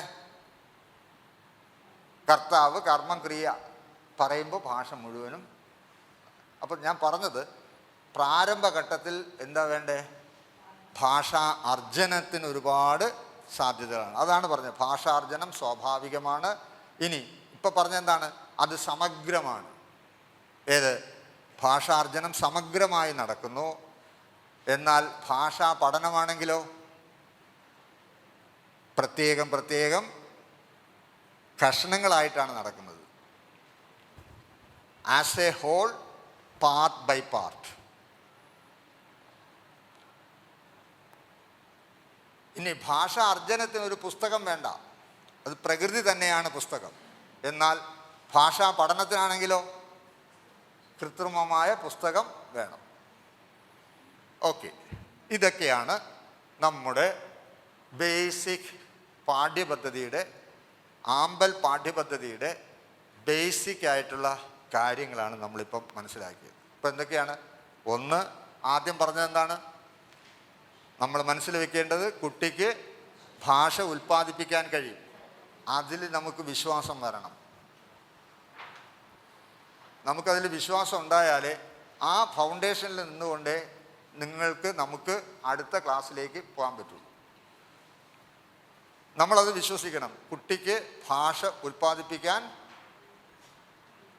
കഴിയും എങ്കിൽ ആ ഭാഷാ ഉൽപ്പാദനം എങ്ങനെയെന്നുള്ളത് ഞാൻ വ്യക്തമാക്കാം. ഈ എഴുതിയിരിക്കുന്നത് എന്താണെന്ന് അറിയുമോ? ഇല്ല. പക്ഷെ നമ്മളിപ്പോൾ ഈ ഭാഷ ഉൽപ്പാദിപ്പിക്കും. ഞാൻ വായിക്കുന്ന ശ്രദ്ധിച്ച് കേൾക്കണേ. കട, കട, വണ്ടി, കാള, വണ്ടി. ഇതിന്ന് കാ എന്ന അക്ഷരം കാണിച്ചു തരൂ ഈ ഭാഷയിൽ. ഉറപ്പാണോ? ശരിയാണോ? ആണല്ലോ. ശരി. ഇനി നിങ്ങളിൽ ആർക്ക്, ഒരു മത്സരമാണ്, നിങ്ങളിൽ ആർക്ക് ഇതിൽ പറഞ്ഞിട്ടില്ല, ഇതിലിപ്പോൾ കട, വണ്ടി, കാള 3 വാക്കുകൾ പറഞ്ഞിട്ടുണ്ട്. ഈ 3 വാക്കല്ലാതെ ഈ അക്ഷരങ്ങൾ ഉപയോഗിച്ച് വേറെ വാക്ക് ആർക്കുണ്ടാക്കാം? പറഞ്ഞാൽ പോരാ. കാട അല്ലേ? കാട. ഒന്ന് എഴുതാമോ? കാട. ശരിയാണോ? ശരിയാണ്. എങ്കിൽ എന്തെല്ലാം വാക്കുകൾ ഉണ്ടാക്കാം? ഇതെന്താണ്? വടി. ഇനി വാടി എന്നാണെങ്കിലോ? കണ്ടോ? ഇതിൽ ഓരോ അക്ഷരം വെവ്വേറെ നമ്മൾ പഠിച്ചോ?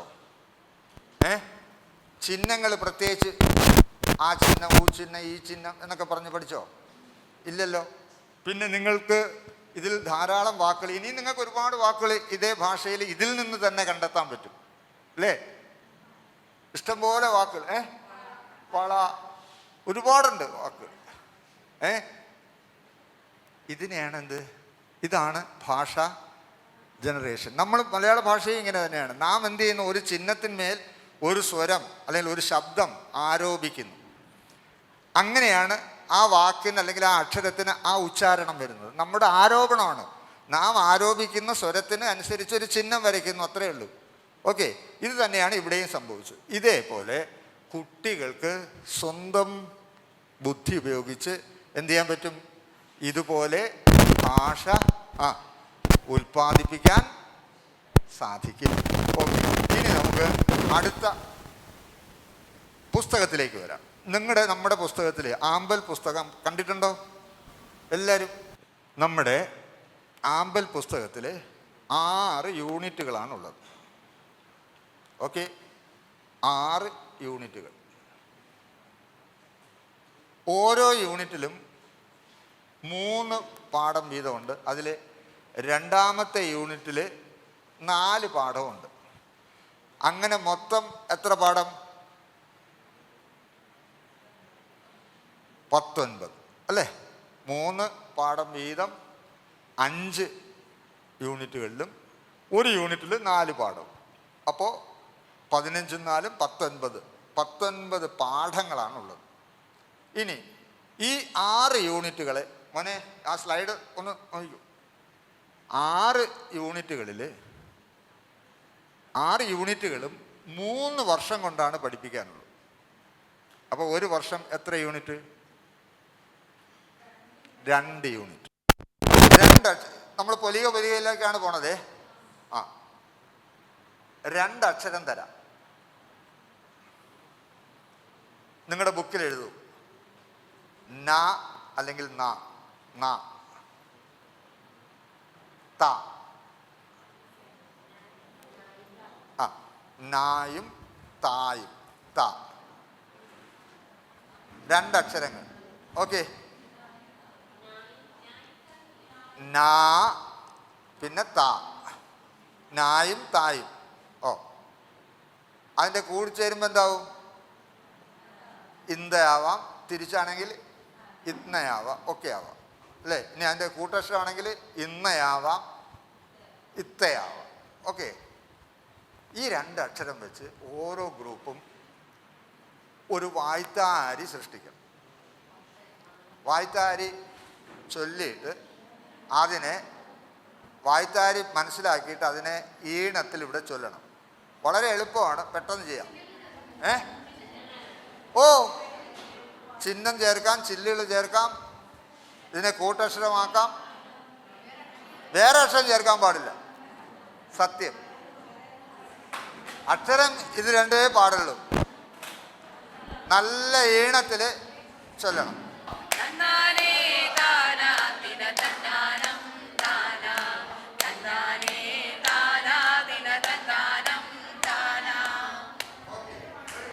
തന്നന്ന തന്നന്ന തിന്തിന്നാനോ തിന്തിന്നാനോ തന്നന്ന തന്നന്ന തിന്തിന്നാനോ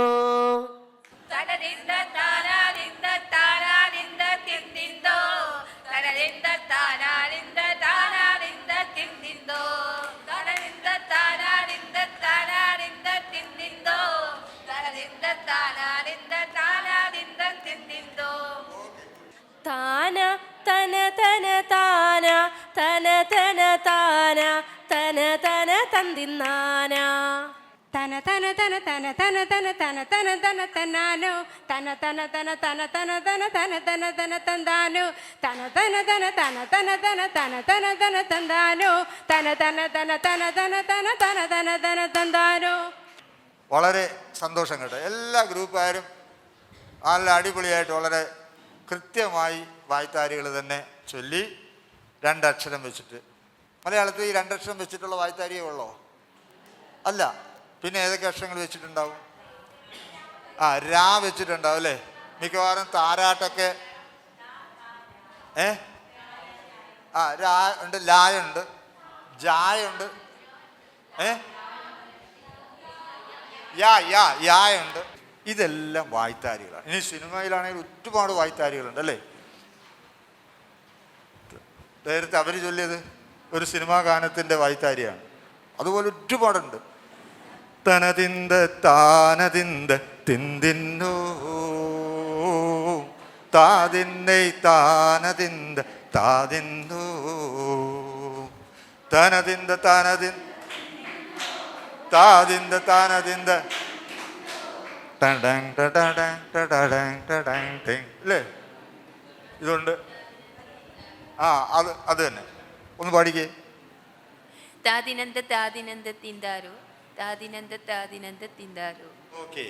താനാ തിന്തിന്താന തിന്തിന്താന തിന്തിന്താന താന താന തിന്തിന്താന തിന്തിന്താന ദേ താനാ തിന്തിന്താന തിന്തിന്താന തിന്തിന്താന താന താന തിന്തിന്താന തിന്തിന്താന ദേ താനാ തിന്തിന്നാന തിന്തിന്നാന തിന്തിന്നാന താന താന തിന്തിന്നാന തിന്തിന്നാന താനാ തിന്തിന്നാന തിന്തിന്നാന തിന്തിന്നാന താന താന തിന്തിന്നാന തിന്തിന്നാന. ഇതുപോലെ തന്നെ തായും യായും ചേർത്തുണ്ട്. മിക്കവാറും വഞ്ചിപ്പാട്ടുകളെല്ലാം തന്നെ അതാണ്. ആണല്ലോ. തെയ്തും തെയ്യത്തും തെയ്തും തെയ്യത്തും അല്ലേ. ഇങ്ങനെയുണ്ട്. ഇതൊക്കെ മലയാളത്തിൻ്റെ വായ്ത്താരികളാണ്. എന്താണ് വായ്ത്താരികളുടെ പ്രത്യേകത? ഇതാണ് നമ്മൾ ചർച്ച ചെയ്യുന്നത്. എന്തിന് വായ്ത്താരി? എന്താണ് വായ്ത്താരി? ആയാസം കുറയ്ക്കാനാണ് വായ്ത്താരി. കൂട്ടായ്മ നിലനിർത്താനാണ് വായ്ത്താരി. ഇതിലെ ഭാഷയുടെ പ്രത്യേകതയാണ് ആ ലളിതമായിട്ടുള്ളത്, ലളിതമാക്കാൻ വേണ്ടിയിട്ട്, അതായത് കാഠിന്യം കുറയ്ക്കുന്നതിന് വേണ്ടിയിട്ടാണ്. അത് നമുക്കറിയാം, പലതരം വായ്ത്താരികളുണ്ട്.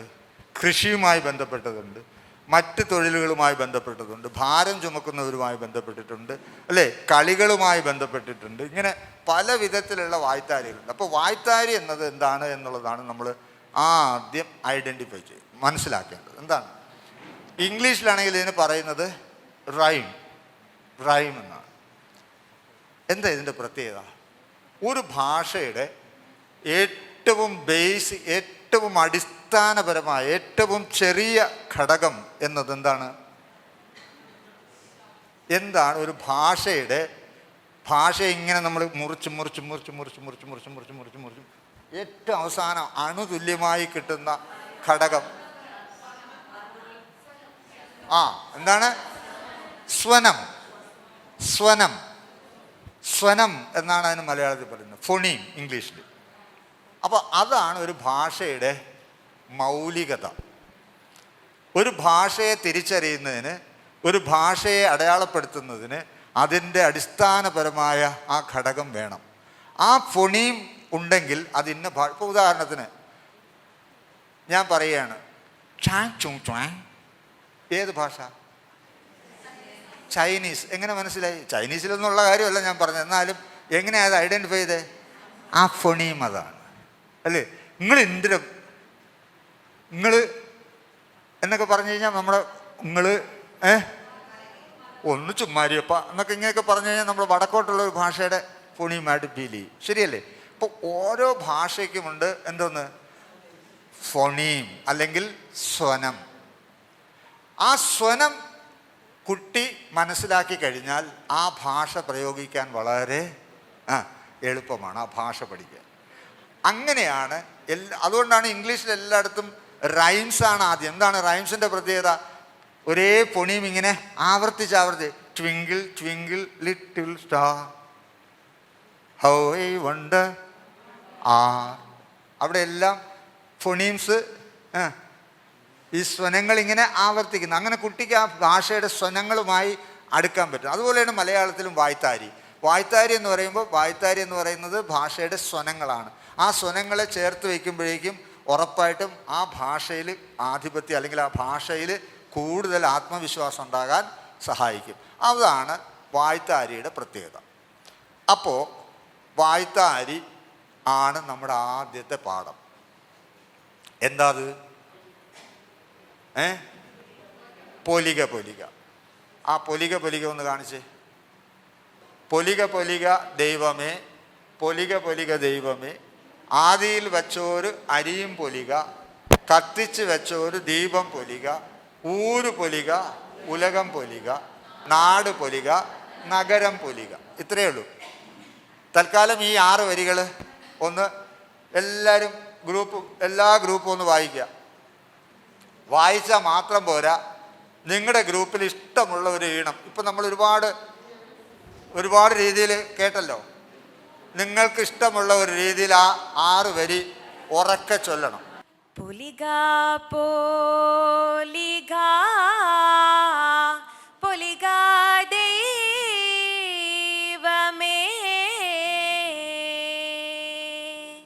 പൊലിക പൊലിക പൊലിക ദൈവമേ,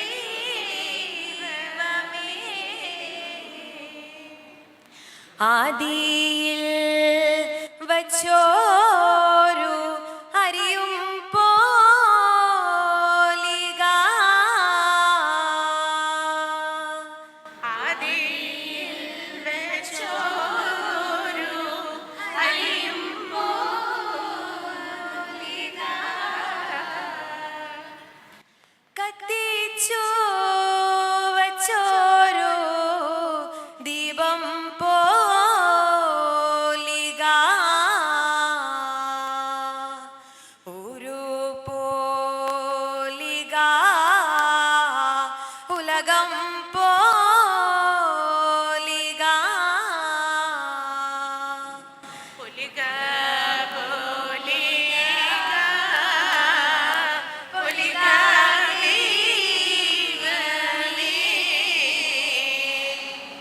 പൊലിക പൊലിക പൊലിക ദൈവമേ, പൊലിക പൊലിക പൊലിക ദൈവമേ,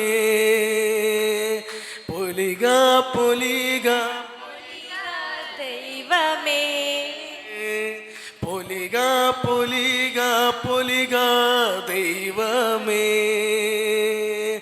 ആദിയിൽ വെച്ചൊരു അരിയും പൊലിക, ആദിയിൽ പൊലിക, കത്തിച്ചു വെച്ചൊരു ദീപം പൊലിക, കത്തിച്ചു വെച്ചൊരു ദീപം പൊലിക, പൊലിക പൊലിക പൊലിക ദൈവമേ, പൊലിക പൊലിക പൊലിക ദൈവമേ. പൊലിക പൊലിക പൊലിക ദൈവമേ, പൊലിക പൊലിക പൊലിക ദൈവമേ, പൊലിക പൊലിക പൊലിക ദൈവമേ, പൊലിക പൊലിക പൊലിക ദൈവമേ, ആദിയിൽ വച്ചോരു അരിയും പൊലിക, കത്തിച്ചു വച്ചോരു ദീപം പൊലിക, ആദിയിൽ വച്ചോരു അരിയും പൊലിക, കത്തിച്ചു വച്ചോരു ദീപം പൊലിക, ഊര് പൊലിക ഉലകം പൊലിക, നാടു പൊലിക നഗരം പൊലിക, ഊര് പൊലിക ഉലകം പൊലിക, നാടു പൊലിക നഗരം പൊലിക. പൊലിക പൊലിക പൊലിക ദൈവമേ, പൊലിക പൊലിക പൊലിക ദൈവമേ, ആദിയിൽ വച്ചൊരു അരിയും പൊലിക, കത്തിച്ചു വച്ചൊരു ദീപം പൊലിക, ഊരു പൊലിക ഉലകം പൊലിക, നാടു പൊലിക നഗരം പൊലിക, പൊലിക പൊലിക പൊലിക ദൈവമേ, പൊലിക പൊലിക പൊലിക ദൈവമേ.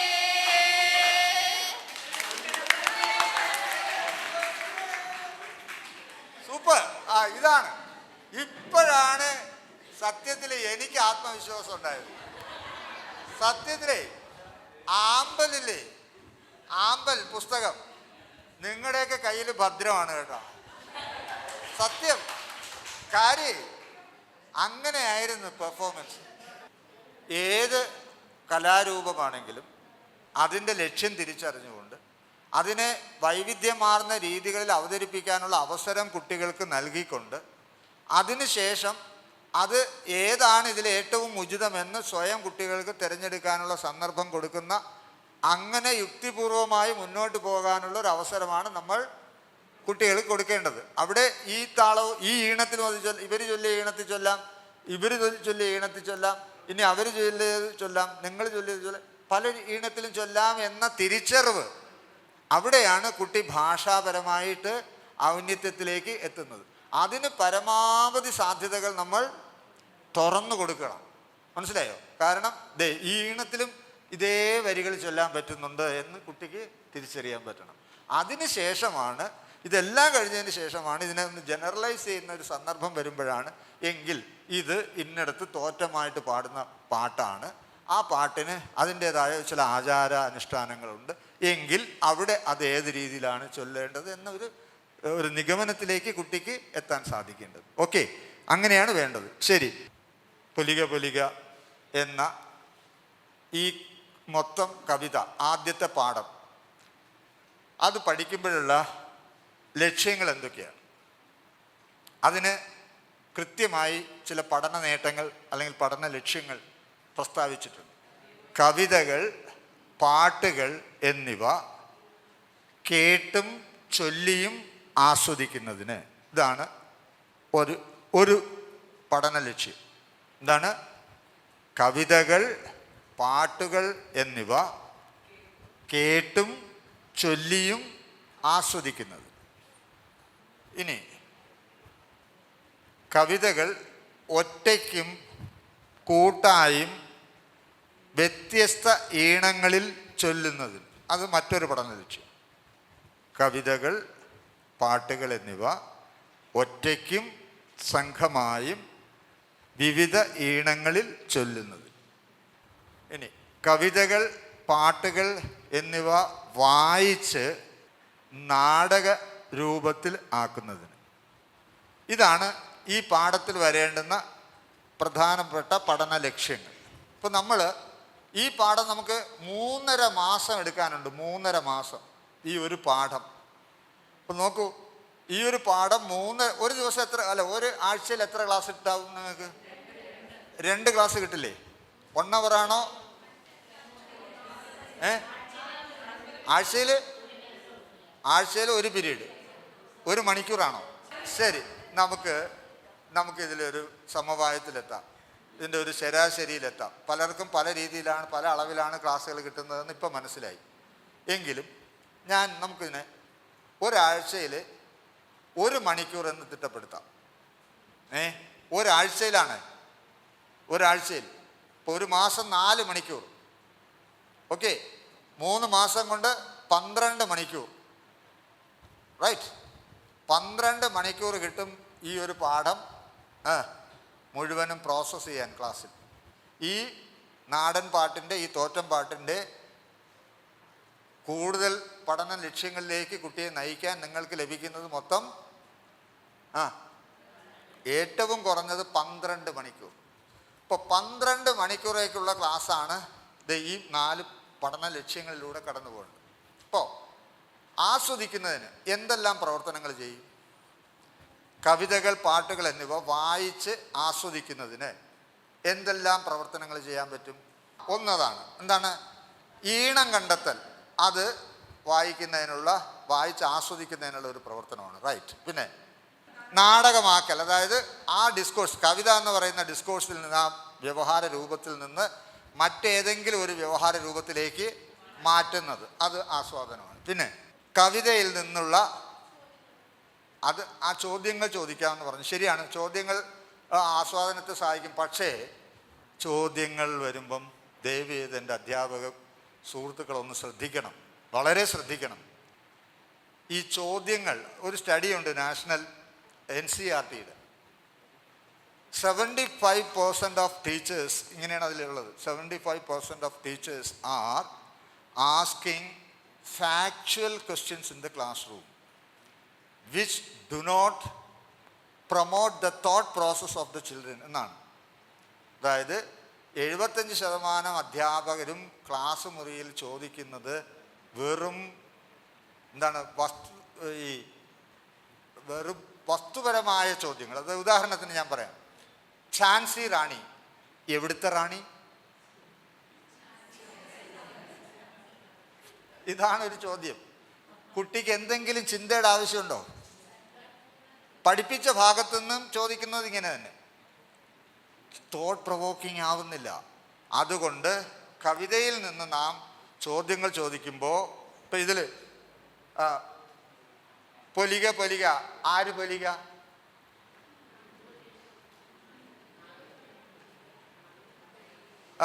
നാടും, പിന്നെ ആരും പൊലിക? ഇങ്ങനെയൊക്കെ ചോദിച്ചാൽ എന്തെങ്കിലും അർത്ഥമുണ്ടോ അതിൽ? ഇല്ല. മറിച്ച് കുട്ടിയുടെ ചിന്തയിലേക്ക് സംഭാവനകൾ നൽകാൻ തരത്തിലുള്ള, ചിന്തകളെ ഒന്ന് ഉണർത്താൻ തക്കവണ്ണം, ഒന്ന് ആക്ടിവേറ്റ് ചെയ്യാൻ പറ്റുന്ന തരത്തിലുള്ള ചോദ്യങ്ങൾ ഉണ്ടാകണം. അപ്പോൾ അതുകൊണ്ട് അത്തരം ചോദ്യങ്ങൾ കണ്ടെത്തുക. ഇപ്പോൾ ഉദാഹരണത്തിന് നിങ്ങളിരിക്കുന്ന ഈ കസേര, അതിന് 4 കാലുണ്ട് അല്ലേ? പുറത്ത് ചാരാനൊന്നുണ്ട്, കൈ വെക്കാനുണ്ട് അല്ലേ? കൈ വെക്കാത്തതാണെങ്കിൽ നമുക്ക് ഇരിക്കാൻ പറ്റും. ഈ കസേരയ്ക്ക് ഇങ്ങനത്തെ ആകൃതി ഉണ്ടാവാനുള്ള പ്രധാന കാരണം എന്താണ്? അതിപ്പോൾ സിംഹാസനമായാലും ഷേപ്പ് ഇതല്ലേ ആണല്ലോ. കസേരകൾക്ക് ഇങ്ങനെയുള്ള രൂപം ഉണ്ടാകാൻ എന്താണ് കാരണം? ഭാരം മനുഷ്യന് ഭാരം ഉള്ളത് കൊണ്ടാണ് ഈ ആകൃതിയിൽ വന്നത്. നമ്മുടെ പോസ്റ്റർ ശരിയായിട്ട് ഇരുത്താൻ വേണ്ടിയിട്ടാണ്. ഭാരം ക്രമീകരിക്കാൻ വേണ്ടിയിട്ട്, നമ്മുടെ സൗകര്യത്തിനനുസരിച്ചിരിക്കാൻ വേണ്ടിയിട്ട് അല്ലേ? എന്നാലേ എൻ്റെ പൊന്നു കുഞ്ഞുങ്ങളെ, ഇതിനൊരു ശാസ്ത്രീയമായ കാരണമുണ്ടായിരുന്നു. നിങ്ങളിതിൻ്റെ പുറകോട്ടൊന്ന് ചിന്തിച്ച് ചോദിക്കേ. ആദ്യത്തെ കസേര കണ്ടുപിടിച്ചത്, ദ ഫസ്റ്റ് ചെയർ ഇൻവെന്റഡ്, അതിനൊരു കാരണമുണ്ട്. മറ്റൊന്നുമല്ല, മനുഷ്യൻ്റെ കാൽമുട്ട് വളയുന്നത് അകത്തേക്കാണ്. ഈ ആകൃതി നമുക്ക് ഇങ്ങനെ പുറകോട്ടല്ലേ വളയ്ക്കാൻ പറ്റുള്ളൂ. അതുകൊണ്ടാണ് കസേരയുടെ ആകൃതി ഇങ്ങനെയായത്. ഇനി നിങ്ങളൊന്ന് വേറെ എന്ത് ചിന്തിച്ച് നോക്കിയേ. നിങ്ങളുടെ കാൽമുട്ട് അല്ലെങ്കിൽ നമ്മുടെ എല്ലാവരുടെയും കാൽമുട്ട് തിരിച്ചാണ് കറങ്ങിക്കൊണ്ടിരുന്നതെന്ന് ചോദിക്കുക. ഈ ചിരട്ട ഇപ്പുറത്തായിരുന്നെന്ന് ചോദിക്കുക. ഈ കസേരയുടെ ആകൃതി എങ്ങനെയായിരിക്കും? തിരിഞ്ഞായിരിക്കും എന്നൊക്കെ സിമ്പിളായിട്ട് നിങ്ങൾ പറയും. ഒന്ന് പറഞ്ഞിട്ട് കാണിച്ചു തരണം. ഈ മുട്ട തിരിച്ചാണ് പ്രവർത്തിക്കുന്നതെങ്കിൽ ഏതെല്ലാം സാധനങ്ങളുടെ രൂപം മാറ്റണം? നമ്മുടെ ചെരുപ്പ് ഇങ്ങനെ ആയിരിക്കുമോ അപ്പോഴും? കസേര ഇങ്ങനെ ആയിരിക്കില്ല, ചെരുപ്പ് ഇങ്ങനെ ആയിരിക്കില്ല അല്ലേ? എന്തെങ്കിലുമൊക്കെ ഇതാണ് തോട്ട് പ്രൊവോക്കിങ്. ഇവിടെയാണ് നമ്മുടെ ചിന്തയെ മഥിക്കുന്നത്. നിങ്ങൾ വീട്ടിൽ പോയിരുന്നിട്ട് നന്നായിട്ടൊന്ന് ശ്രമിച്ചു നോക്കണം കേട്ടോ. അപ്പം നമ്മൾ ആസ്വാദനത്തിന് 2-3 കാര്യങ്ങൾ. പിന്നെ എന്തൊക്കെയാവാം? അത് തന്നെ, അത് മറ്റൊരു വ്യവഹാര രൂപത്തിലേക്കുള്ള പോക്കാണ്. പിന്നെന്താണ്? ഇഷ്ടമുള്ള വരികൾ, ഇഷ്ടപ്പെട്ട വരികൾ കണ്ടെത്തുകയും അത് എന്തുകൊണ്ട് ഇഷ്ടപ്പെട്ടെന്ന് കാരണം പറയുകയും വേണം. അത് ആസ്വാദനത്തിൻ്റെ ഒന്നാണ്. പിന്നെ സമാന താളത്തിൽ തുടർ വരികൾ എഴുതുക, അത് ആസ്വാദനത്തിൻ്റെ പ്രവർത്തനമാണ്. പിന്നെ കവിതയുടെ കേന്ദ്ര ആശയം കണ്ടെത്തുക എന്നത്. ഇപ്പം നോക്കൂ, എത്രയോ പ്രവർത്തനങ്ങളായി. ഇപ്പോൾ 12 മണിക്കൂറുള്ള നിങ്ങൾക്ക് ഇതിൽ ഒരു പ്രവർത്തനം, 12ഓളം പ്രവർത്തനങ്ങളായി. മനസ്സിലായി? ഈ 12 പ്രവർത്തനങ്ങളിൽ ഓരോ പ്രവർത്തനം ഓരോ ക്ലാസ്സിൽ ചെയ്താൽ മതി. അപ്പോൾ ഈ കവിതയുടെ പൂർണ്ണ അർത്ഥത്തിലേക്ക് കുട്ടിക്ക് എത്താൻ പറ്റും. കേട്ടല്ലോ? ശരി. ഈ ചിത്രം നിങ്ങൾക്ക് ഓർമ്മയുണ്ടോ? ഈ ചിത്രത്തിൻ്റെ സന്ദർഭം കവിതയിൽ നിന്ന് കണ്ടെത്താൻ പറയാം. ഇത് കവിതയിൽ ഒരു സന്ദർഭത്തെ ആണ് സൂചിപ്പിക്കുന്നത് അല്ലേ? എങ്കിൽ ഈ സന്ദർഭം ഏതാണ്? ഒന്ന് പറയാമോ? ഏതാണ്? തമ്പ്രാൻ നടന്നു വരികയാണ്. അപ്പോൾ ഒരു വരമ്പിലൂടെയാണ് വരണത്. അപ്പോൾ അടിയാളനെ കണ്ടപ്പോൾ വഴി മാറി നിൽക്കാൻ പറഞ്ഞു. അപ്പം അടിയാളൻ പറയാണ്, ഒക്കത്ത് കുഞ്ഞുണ്ട്, തലയിൽ കള്ളുണ്ട്, പിന്നെ എങ്ങനെ അടിയാൻ വഴി മാറേണ്ടു? അപ്പുറത്ത് മുള്ളാണ്, ഇപ്പുറത്ത് കാടാണ്, പിന്നെ എങ്ങനെയാണ് വഴി മാറേണ്ടതെന്ന് ചോദിക്കുകയാണ്. എന്നിട്ട് അടിയാളൻ കുറച്ച് കാര്യങ്ങൾ പറയാണ് തമ്പ്രാനോട്, അയിത്തത്തിനെ കുറിച്ച് കുറച്ച് കാര്യങ്ങൾ പറയാണ്. അതാണ് പാഠഭാഗം. അപ്പം അതിൽ ഈ യഥാർത്ഥ പുരാവൃത്തം എന്ന് പറഞ്ഞ് ശങ്കരാചാര്യരെ പരീക്ഷിക്കാൻ വേണ്ടി ശിവൻ വേഷപ്രച്ഛന്നനായിട്ട് വന്ന് വഴിമുടക്കുന്നതാണ് ചോദിക്കുന്നത്. അവസാനം അതിൽ ചോദിക്കുന്ന നാങ്കളെ കുത്തിയാലും ഒന്ന് തന്നെയാണ് ചോര, പിന്നെ എന്താണ് വ്യത്യാസമുള്ളത്, അങ്ങനെ ഒരുപാട് ചോദ്യങ്ങൾ അങ്ങോട്ടും ഇങ്ങോട്ടും ചോദിക്കുകയും അവസാനം ശങ്കരാചാര്യർക്ക് മനസ്സിലാവുകയും ചെയ്യുന്നു.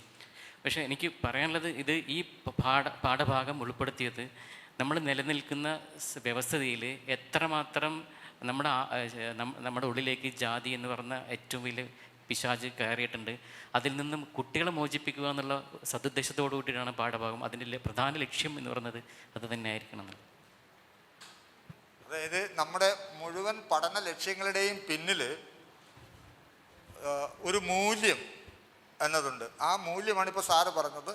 നമ്മുടെ കുട്ടികൾ പണ്ടുകാലത്ത് നിലനിന്നിരുന്ന ഒരു വളരെ ജീർണിച്ച ജാതി വ്യവസ്ഥയെ തിരിച്ചറിയുകയും അതിനെ മനസ്സിലാക്കി അങ്ങനെ ഒരു ജാതി വ്യവസ്ഥയെക്കുറിച്ചിട്ട് അതിൻ്റെ ഭവിഷ്യത്തുകളെയൊക്കെ മനസ്സിലാക്കിയിട്ട് കുട്ടി സ്വന്തം തീരുമാനം എടുത്ത് മുന്നേറുക എന്നുള്ളതാണ് അതിൻ്റെ ഹിഡൻ ഒളിഞ്ഞിരിക്കുന്ന പഠന ലക്ഷ്യം.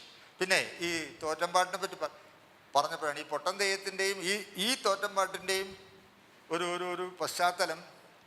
പണ്ട് നാട്ടുപ്രമാണികളും അവരുടെ കുടുംബാംഗങ്ങളും അതുപോലെ അവരുടെ ബന്ധുക്കൾ ആരെങ്കിലുമൊക്കെ അപമൃത്യു വരികയാണെങ്കിൽ, ചിലർ തൂങ്ങിച്ചാവും, പണ്ട് ആറ്റിപ്പോയി മരിക്കും, അപകടങ്ങളിൽ പെട്ടും പാമ്പ് കൊത്തും, ഇങ്ങനെയൊക്കെ ഉണ്ടാവും.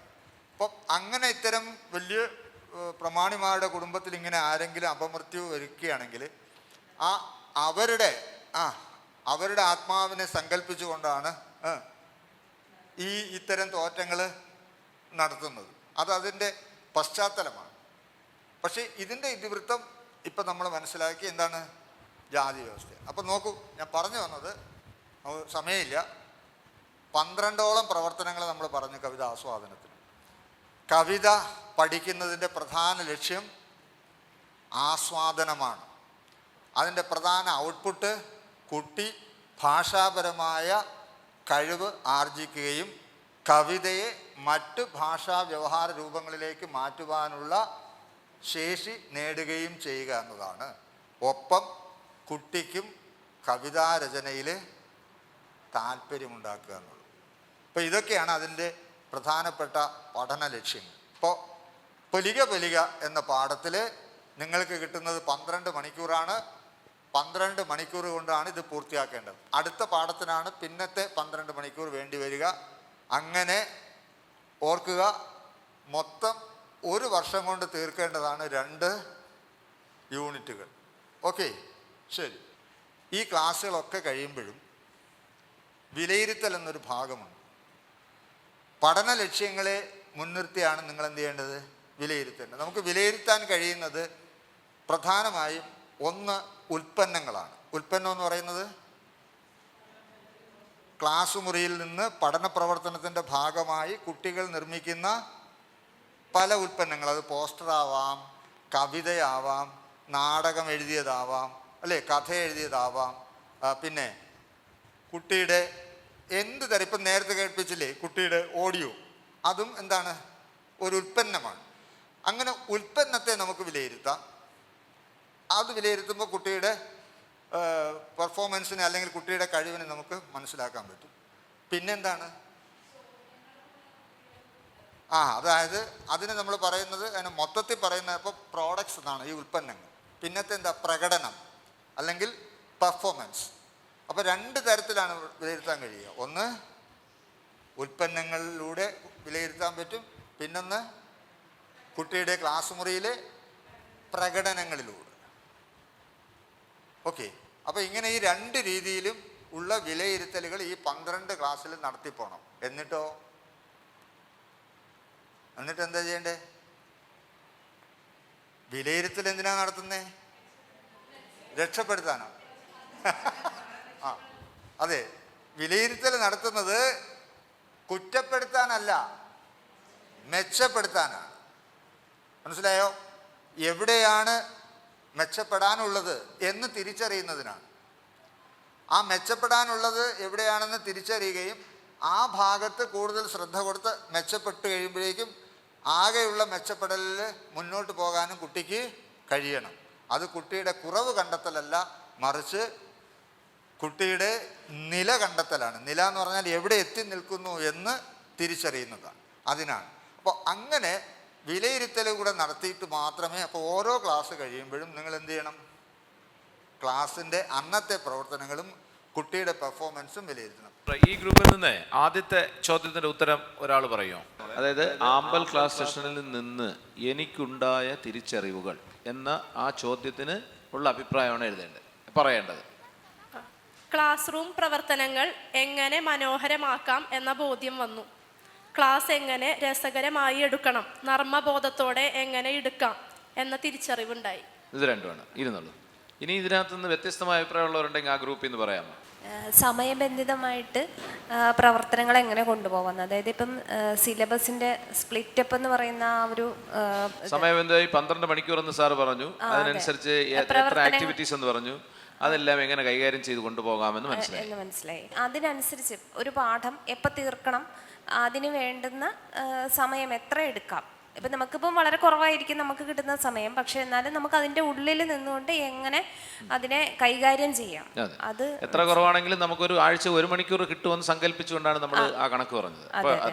1 മണിക്കൂർ കിട്ടൂല. ആഴ്ചയിൽ ഒരു ക്ലാസ്സിൽ 40 മിനിറ്റ് എനിക്ക് 40 മിനിറ്റ് കിട്ടിയാ കിട്ടി. 40 മിനിറ്റ് കിട്ടിയാലും 10 മണിക്കൂർ കിട്ടും.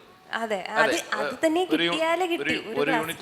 ഒരു യൂണിറ്റ് കൺവേ ചെയ്യാൻ നമുക്ക് 10 മണിക്കൂർ കിട്ടും എന്തായാലും. അതിനകത്ത് നിർത്തിക്കൊണ്ട് നമുക്ക് എങ്ങനെ പ്രവർത്തനങ്ങൾ ചെയ്യാം എന്നുള്ളത് മനസ്സിലായി. കുട്ടികളുടെ പഠനശേഷി എങ്ങനെ നമുക്ക് ഉയർത്താമെന്ന് ഒരു പഠന പ്രവർത്തനങ്ങളിലൂടെ കുട്ടികളുടെ പഠനശേഷി എങ്ങനെ ഉണർത്താമെന്ന് പഠന പ്രവർത്തനങ്ങൾ അവതരിപ്പിച്ചുകൊണ്ട് കുട്ടികളുടെ പഠനശേഷിയെ ഉയർത്താൻ സാറിന്റെ ഈ ക്ലാസ് കൊണ്ട് നമുക്ക് ചെറിയൊരു ധാരണ ലഭിച്ചു അല്ലേ?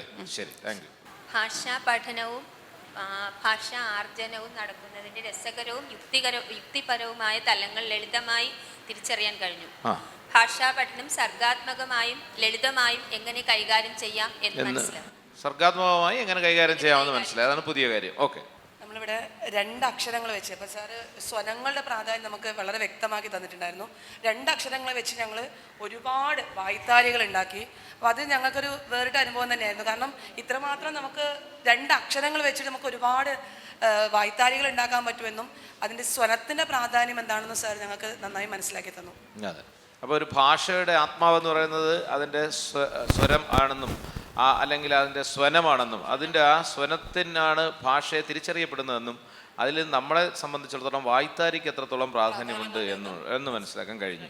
അപ്പോൾ വായ്ത്താരി വെച്ചുകൊണ്ട് തന്നെ എല്ലാ ഭാഷകളുടെയും സ്വനം നമുക്ക് കണ്ടെത്താൻ കഴിയില്ല. പക്ഷേ മലയാളത്തെ സംബന്ധിച്ചോ ദ്രവീഡിയൻ ഭാഷകളെ സംബന്ധിച്ചോ അല്ലേ ഏഷ്യൻ ഭാഷകളെയൊക്കെ സംബന്ധിച്ച് ഈ വായ്ത്താരികൾക്ക് അതിൻ്റേതായ ഏറ്റക്കുറച്ചിലുകളോടുകൂടി നമുക്ക് തിരിച്ചറിവ് തരാൻ കഴിയുമെന്ന നല്ലൊരു അറിവ് ലഭിച്ചു അല്ലേ?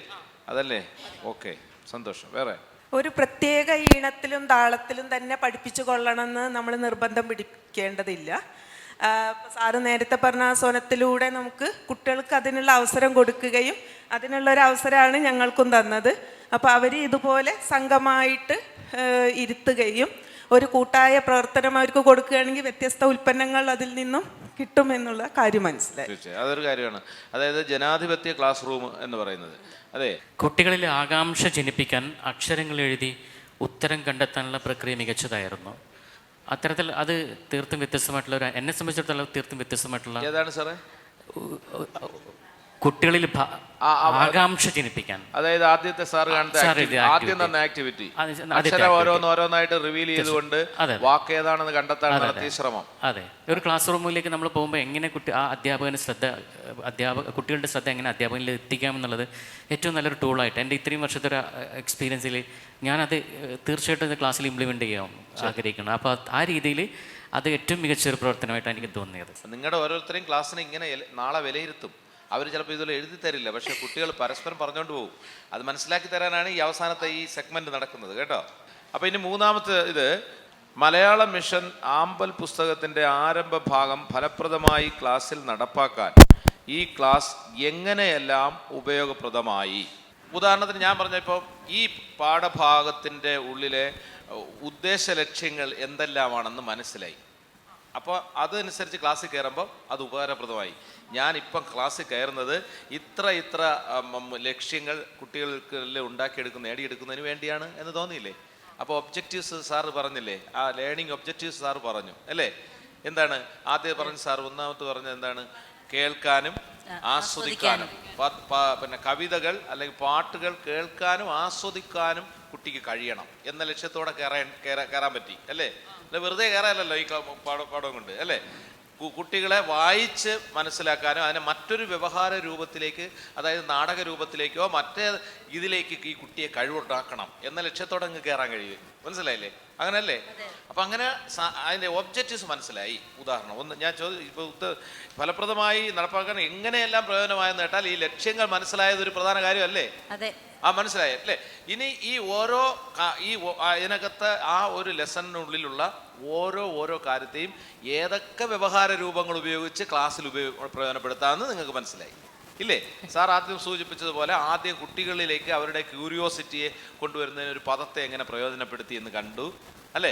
ഇതിൽ സാറ് സൂചിപ്പിച്ചതുപോലെ ഇതൊരു പൊട്ടൻ തെയ്യവുമായി ബന്ധപ്പെട്ടൊരു നാടൻ പാട്ട്, ഒരു തോറ്റൻ പാട്ട് ആണ്. തോറ്റൻ പാട്ടെന്നല്ല, എല്ലാ നാടൻ പാട്ടുകളുടെയും ഒരു പ്രത്യേക വശം തന്നെയാണ് വായ്ത്താരി എന്ന് പറയുന്നത്. വായ്ത്താരി തീർച്ചയായിട്ടും ഉണ്ട്. അതിന് 2-3 പല കാരണങ്ങളുണ്ട്. ഒന്ന്, കുറച്ച് കൊള്ളാവുന്ന വിദ്യാഭ്യാസമോ ചിന്തയോ ഉള്ള ഒരാളായിരിക്കും ആദ്യം ലീഡ് ചെയ്യുന്നത്. എല്ലാവർക്കും അവർക്ക് ചിലപ്പോൾ ആ കാര്യത്തിൽ ലിറ്റററി സെൻസ് ഉള്ളവർ തന്നെ ആയിരിക്കണമെന്നില്ല. അവർക്ക് ഏറ്റുപാടാൻ കഴിഞ്ഞെന്ന് വരില്ല. പണ്ട് വയലിൽ നിന്ന് ജോലി ചെയ്യുമ്പോഴേ ഒരാൾ ഇത്തിരി സെൻസുള്ള ഒരാളായിരിക്കും. കവി എന്ന് പറയുന്നത് എങ്ങനെയാണ്? നൈസർഗികമായി ഉണ്ടാകുന്ന ഒരു സൃഷ്ടിയാണ്. പിന്നെ അത് വായിച്ചും പഠിച്ചുമൊക്കെ അതിനെ കൂടുതൽ നന്നാക്കുന്നതേ ഉള്ളൂ യഥാർത്ഥത്തിൽ ഉള്ളിൽ. അപ്പോൾ അന്ന് എഴുതാനും വായിക്കാനും ഇല്ലായിരുന്ന കാലത്തും കാവ്യബോധം ഉണ്ടായിരുന്ന ഒരാളുണ്ടായിരിക്കും. ബാക്കിയുള്ളവർക്ക് പക്ഷെ അതിനോടൊപ്പം കൂടണമെന്ന് ആഗ്രഹം കാണും. അവരുടെ ആഗ്രഹത്തെ തൃപ്തിപ്പെടുത്താൻ ഈ കവി തന്നെ സംഘടിപ്പിച്ചു കൊടുക്കുന്നതാണ് ഈ വായ്ത്താരി. മനസ്സിലായില്ലേ? അപ്പം ഞാനിങ്ങനെ പാടും, നിങ്ങളെ കൊണ്ട് കഴിയില്ല, അതുകൊണ്ട് നിങ്ങൾ എൻ്റെ കൂടെ ഇങ്ങനെ ചെയ്താൽ മതി എന്ന് പറഞ്ഞു കൊടുക്കും ചിലത്. അപ്പോൾ അതാണ് വായ്ത്താരി എന്ന് മിക്കവാറും എല്ലാത്തിൻ്റെയും കൂടെ ഉണ്ട്. അപ്പോൾ ഈ വായ്ത്താരിയുടെ പ്രാധാന്യം എന്താണെന്ന് നിങ്ങൾക്ക് ബോധ്യപ്പെടുകയും കുട്ടികളിൽ അത് എത്തിച്ചു കൊടുക്കാനോ കഴിഞ്ഞില്ല. അങ്ങനെ നിങ്ങൾക്ക് എന്തൊക്കെ കഴിഞ്ഞു എന്ന് പറയാമോ? പഠന ലക്ഷ്യങ്ങളിലേക്ക് കുട്ടികളെ എത്തിക്കുന്നതിന് അത് എങ്ങനെ എത്തിക്കാം, ഏതൊക്കെ തരത്തിലുള്ള പ്രവർത്തനങ്ങൾ ചെയ്യാം, അതിൽ കുട്ടികളുടെ പങ്കാളിത്തം എത്രത്തോളം, സജീവമായിട്ടുള്ള പങ്കാളിത്തം എത്രത്തോളം ഉണ്ടായിരിക്കണം. അതുപോലെ ഒരു കവിത നമ്മൾ കുട്ടികളിൽ എത്തിക്കുമ്പോൾ ആദ്യം അതിൻ്റെ ഈണത്തിലും താളത്തിലും കവിത ചൊല്ലി ആസ്വദിക്കുന്നത്, അതാണ് ഏറ്റവും പ്രധാനമെന്ന് അതൊക്കെ മനസ്സിലാക്കാൻ പറ്റി. അതുപോലെ തന്നെ എങ്ങനെ മെച്ചപ്പെടുത്താം എന്നുള്ളത്, ആ ഒരു കവിതയിൽ നിന്ന് ഏതൊക്കെ കാര്യങ്ങൾ, അതിൻ്റെ വ്യത്യസ്ത രൂപങ്ങൾ, അതായത് നാടക അവതരണം പോലുള്ള കാര്യങ്ങളിലേക്ക് എങ്ങനെ കുട്ടികളെ എത്തിക്കാം എന്നുള്ള കാര്യങ്ങൾ അത് മനസ്സിലാക്കി. പിന്നെ മെച്ചപ്പെടുത്താനുള്ള കൂടുതൽ മാർഗങ്ങൾ എന്തൊക്കെയാണ് കണ്ടെത്തേണ്ടതെന്നുള്ള കാര്യം. നമ്മളൊരു യൂണിറ്റ് അല്ലെങ്കിൽ ഒരു പാഠഭാഗം എടുക്കുമ്പോൾ ആ പാഠഭാഗത്തിൻ്റെ മുഴുവൻ ലക്ഷ്യങ്ങളെയും പരിചയപ്പെടുത്തുക എന്നുള്ള ഒരു കാര്യം കൂടി ചെയ്യണമായിരുന്നു. ഞാൻ സാറിൻ്റെ ബാക്കി പോസിറ്റീവായിട്ടുള്ള കാര്യങ്ങളെല്ലാം വളരെ ഗംഭീരമായിട്ട് അവതരിപ്പിച്ച് എഴുതിയതാണ്. ഈ പാഠഭാഗം എടുക്കുമ്പോൾ അതിൻ്റെ പ്രധാന ലക്ഷ്യങ്ങളിലേക്ക് അധ്യാപകരെ കൂട്ടിക്കൊണ്ടുപോകാൻ പറ്റണമായിരുന്നു. അതിൽ ഈ പാഠഭാഗം ഞാൻ ക്ലാസ്സിൽ അവതരിപ്പിച്ചപ്പോഴുണ്ടായുള്ള പ്രതികരണങ്ങളിൽ ഒരു ഉദാഹരണം ഞാൻ പറയുകയാണ്. അപ്പോൾ അതിൽ ഞാൻ പറഞ്ഞു, നമ്മുടെ നാടൻ പാട്ടുകൾ, അതിൻ്റെ വായ്ത്താരികൾ, കുട്ടികളിൽ എങ്ങനെ നാടൻ പാട്ടുകൾ അതുപോലെ കൂട്ടായ്മ ഉണ്ടാക്കുക, അതെങ്ങനെ സംഘമായിട്ട് അവതരിപ്പിക്കുക, ആ കാര്യങ്ങളൊക്കെ അതിഗംഭീരമായ രീതിയിൽ നടപ്പിലാക്കാൻ കഴിഞ്ഞിട്ടുണ്ട്. പക്ഷേ അതിൻ്റെ പഠന പ്രവർത്തനങ്ങളിൽ ഏറ്റവും പ്രധാന ലക്ഷ്യമായിട്ടുള്ള ജാതീയതയ്ക്കെതിരെ കുട്ടികൾ എങ്ങനെ പ്രതികരിക്കുന്നു, ഏത് രീതിയിലുള്ള പ്രതികരണ കുറിപ്പുകൾ ഉണ്ടാവും എന്നുള്ള രീതിയിൽ ചർച്ചയും കുട്ടികളുടെ ഭാഗത്ത് നിന്നുണ്ടാവണം. ഞാനിതൊരു ചെറിയ ചർച്ചയ്ക്ക് വേണ്ടി ക്ലാസ് റൂമിൽ ഈ പാഠഭാഗം പഠിപ്പിച്ചതിന് ശേഷം, അതിൻ്റെ ആശയം പറഞ്ഞതിന് ശേഷം കുട്ടികളോട് ചോദിച്ച ഏതെങ്കിലും ഇത്തരത്തിലുള്ള വ്യത്യാസങ്ങൾ നിങ്ങൾക്ക് അനുഭവപ്പെട്ടിട്ടുണ്ടോ എന്ന് ചോദിച്ചപ്പോൾ കുട്ടികൾ ക്ലാസ്സിൽ നിന്ന് പറഞ്ഞാണ്, സർ, നമ്മൾ കുളിച്ച് ശുദ്ധരായി അമ്പലങ്ങളിൽ പോകുമ്പോൾ നമ്മൾക്ക് പൂജാരി പ്രസാദം നമ്മുടെ കൈകളിലേക്ക് എറിഞ്ഞെടുത്തരികയാണ് ചെയ്യുന്നത്. അതൊരു തരത്തിലുള്ള ഉച്ചനീചത്വം തന്നെയാണ്. അത്തരത്തിലുള്ള വ്യത്യാസങ്ങൾ അവർക്ക് നേരിട്ട് അനുഭവപ്പെട്ട കാര്യങ്ങൾ ചർച്ചയുണ്ടാകാം. അതിൻ്റെ പ്രതികരണക്കുറിപ്പുകൾ ക്ലാസ്സിലുണ്ടാവാം. അതുമായിട്ട് ബന്ധപ്പെട്ട് കാസർഗോഡ് ഒരു ചെറിയ സംഭവം കൂടി പറഞ്ഞിട്ടുണ്ടായിരുന്നു. കാസർഗോഡ് പെർദാല എന്ന് പറഞ്ഞ സ്ഥലത്ത് ഈ സംഭവം ഞാൻ ക്ലാസ്സിൽ അവതരിപ്പിച്ചതാണ്. അവിടെ പെർദാല എന്ന ക്ഷേത്രത്തിൽ 5 വർഷമായിട്ട് അവിടെ ഈ തെയ്യം കെട്ട് മഹോത്സവം നടക്കുന്നില്ല. പ്രധാന കാരണം എന്ന് പറഞ്ഞാൽ ഇപ്പോഴും അവിടെ കാസർഗോഡിൻ്റെ കേരള ആ ഭാഗത്തുള്ള സ്ഥലമാണ്.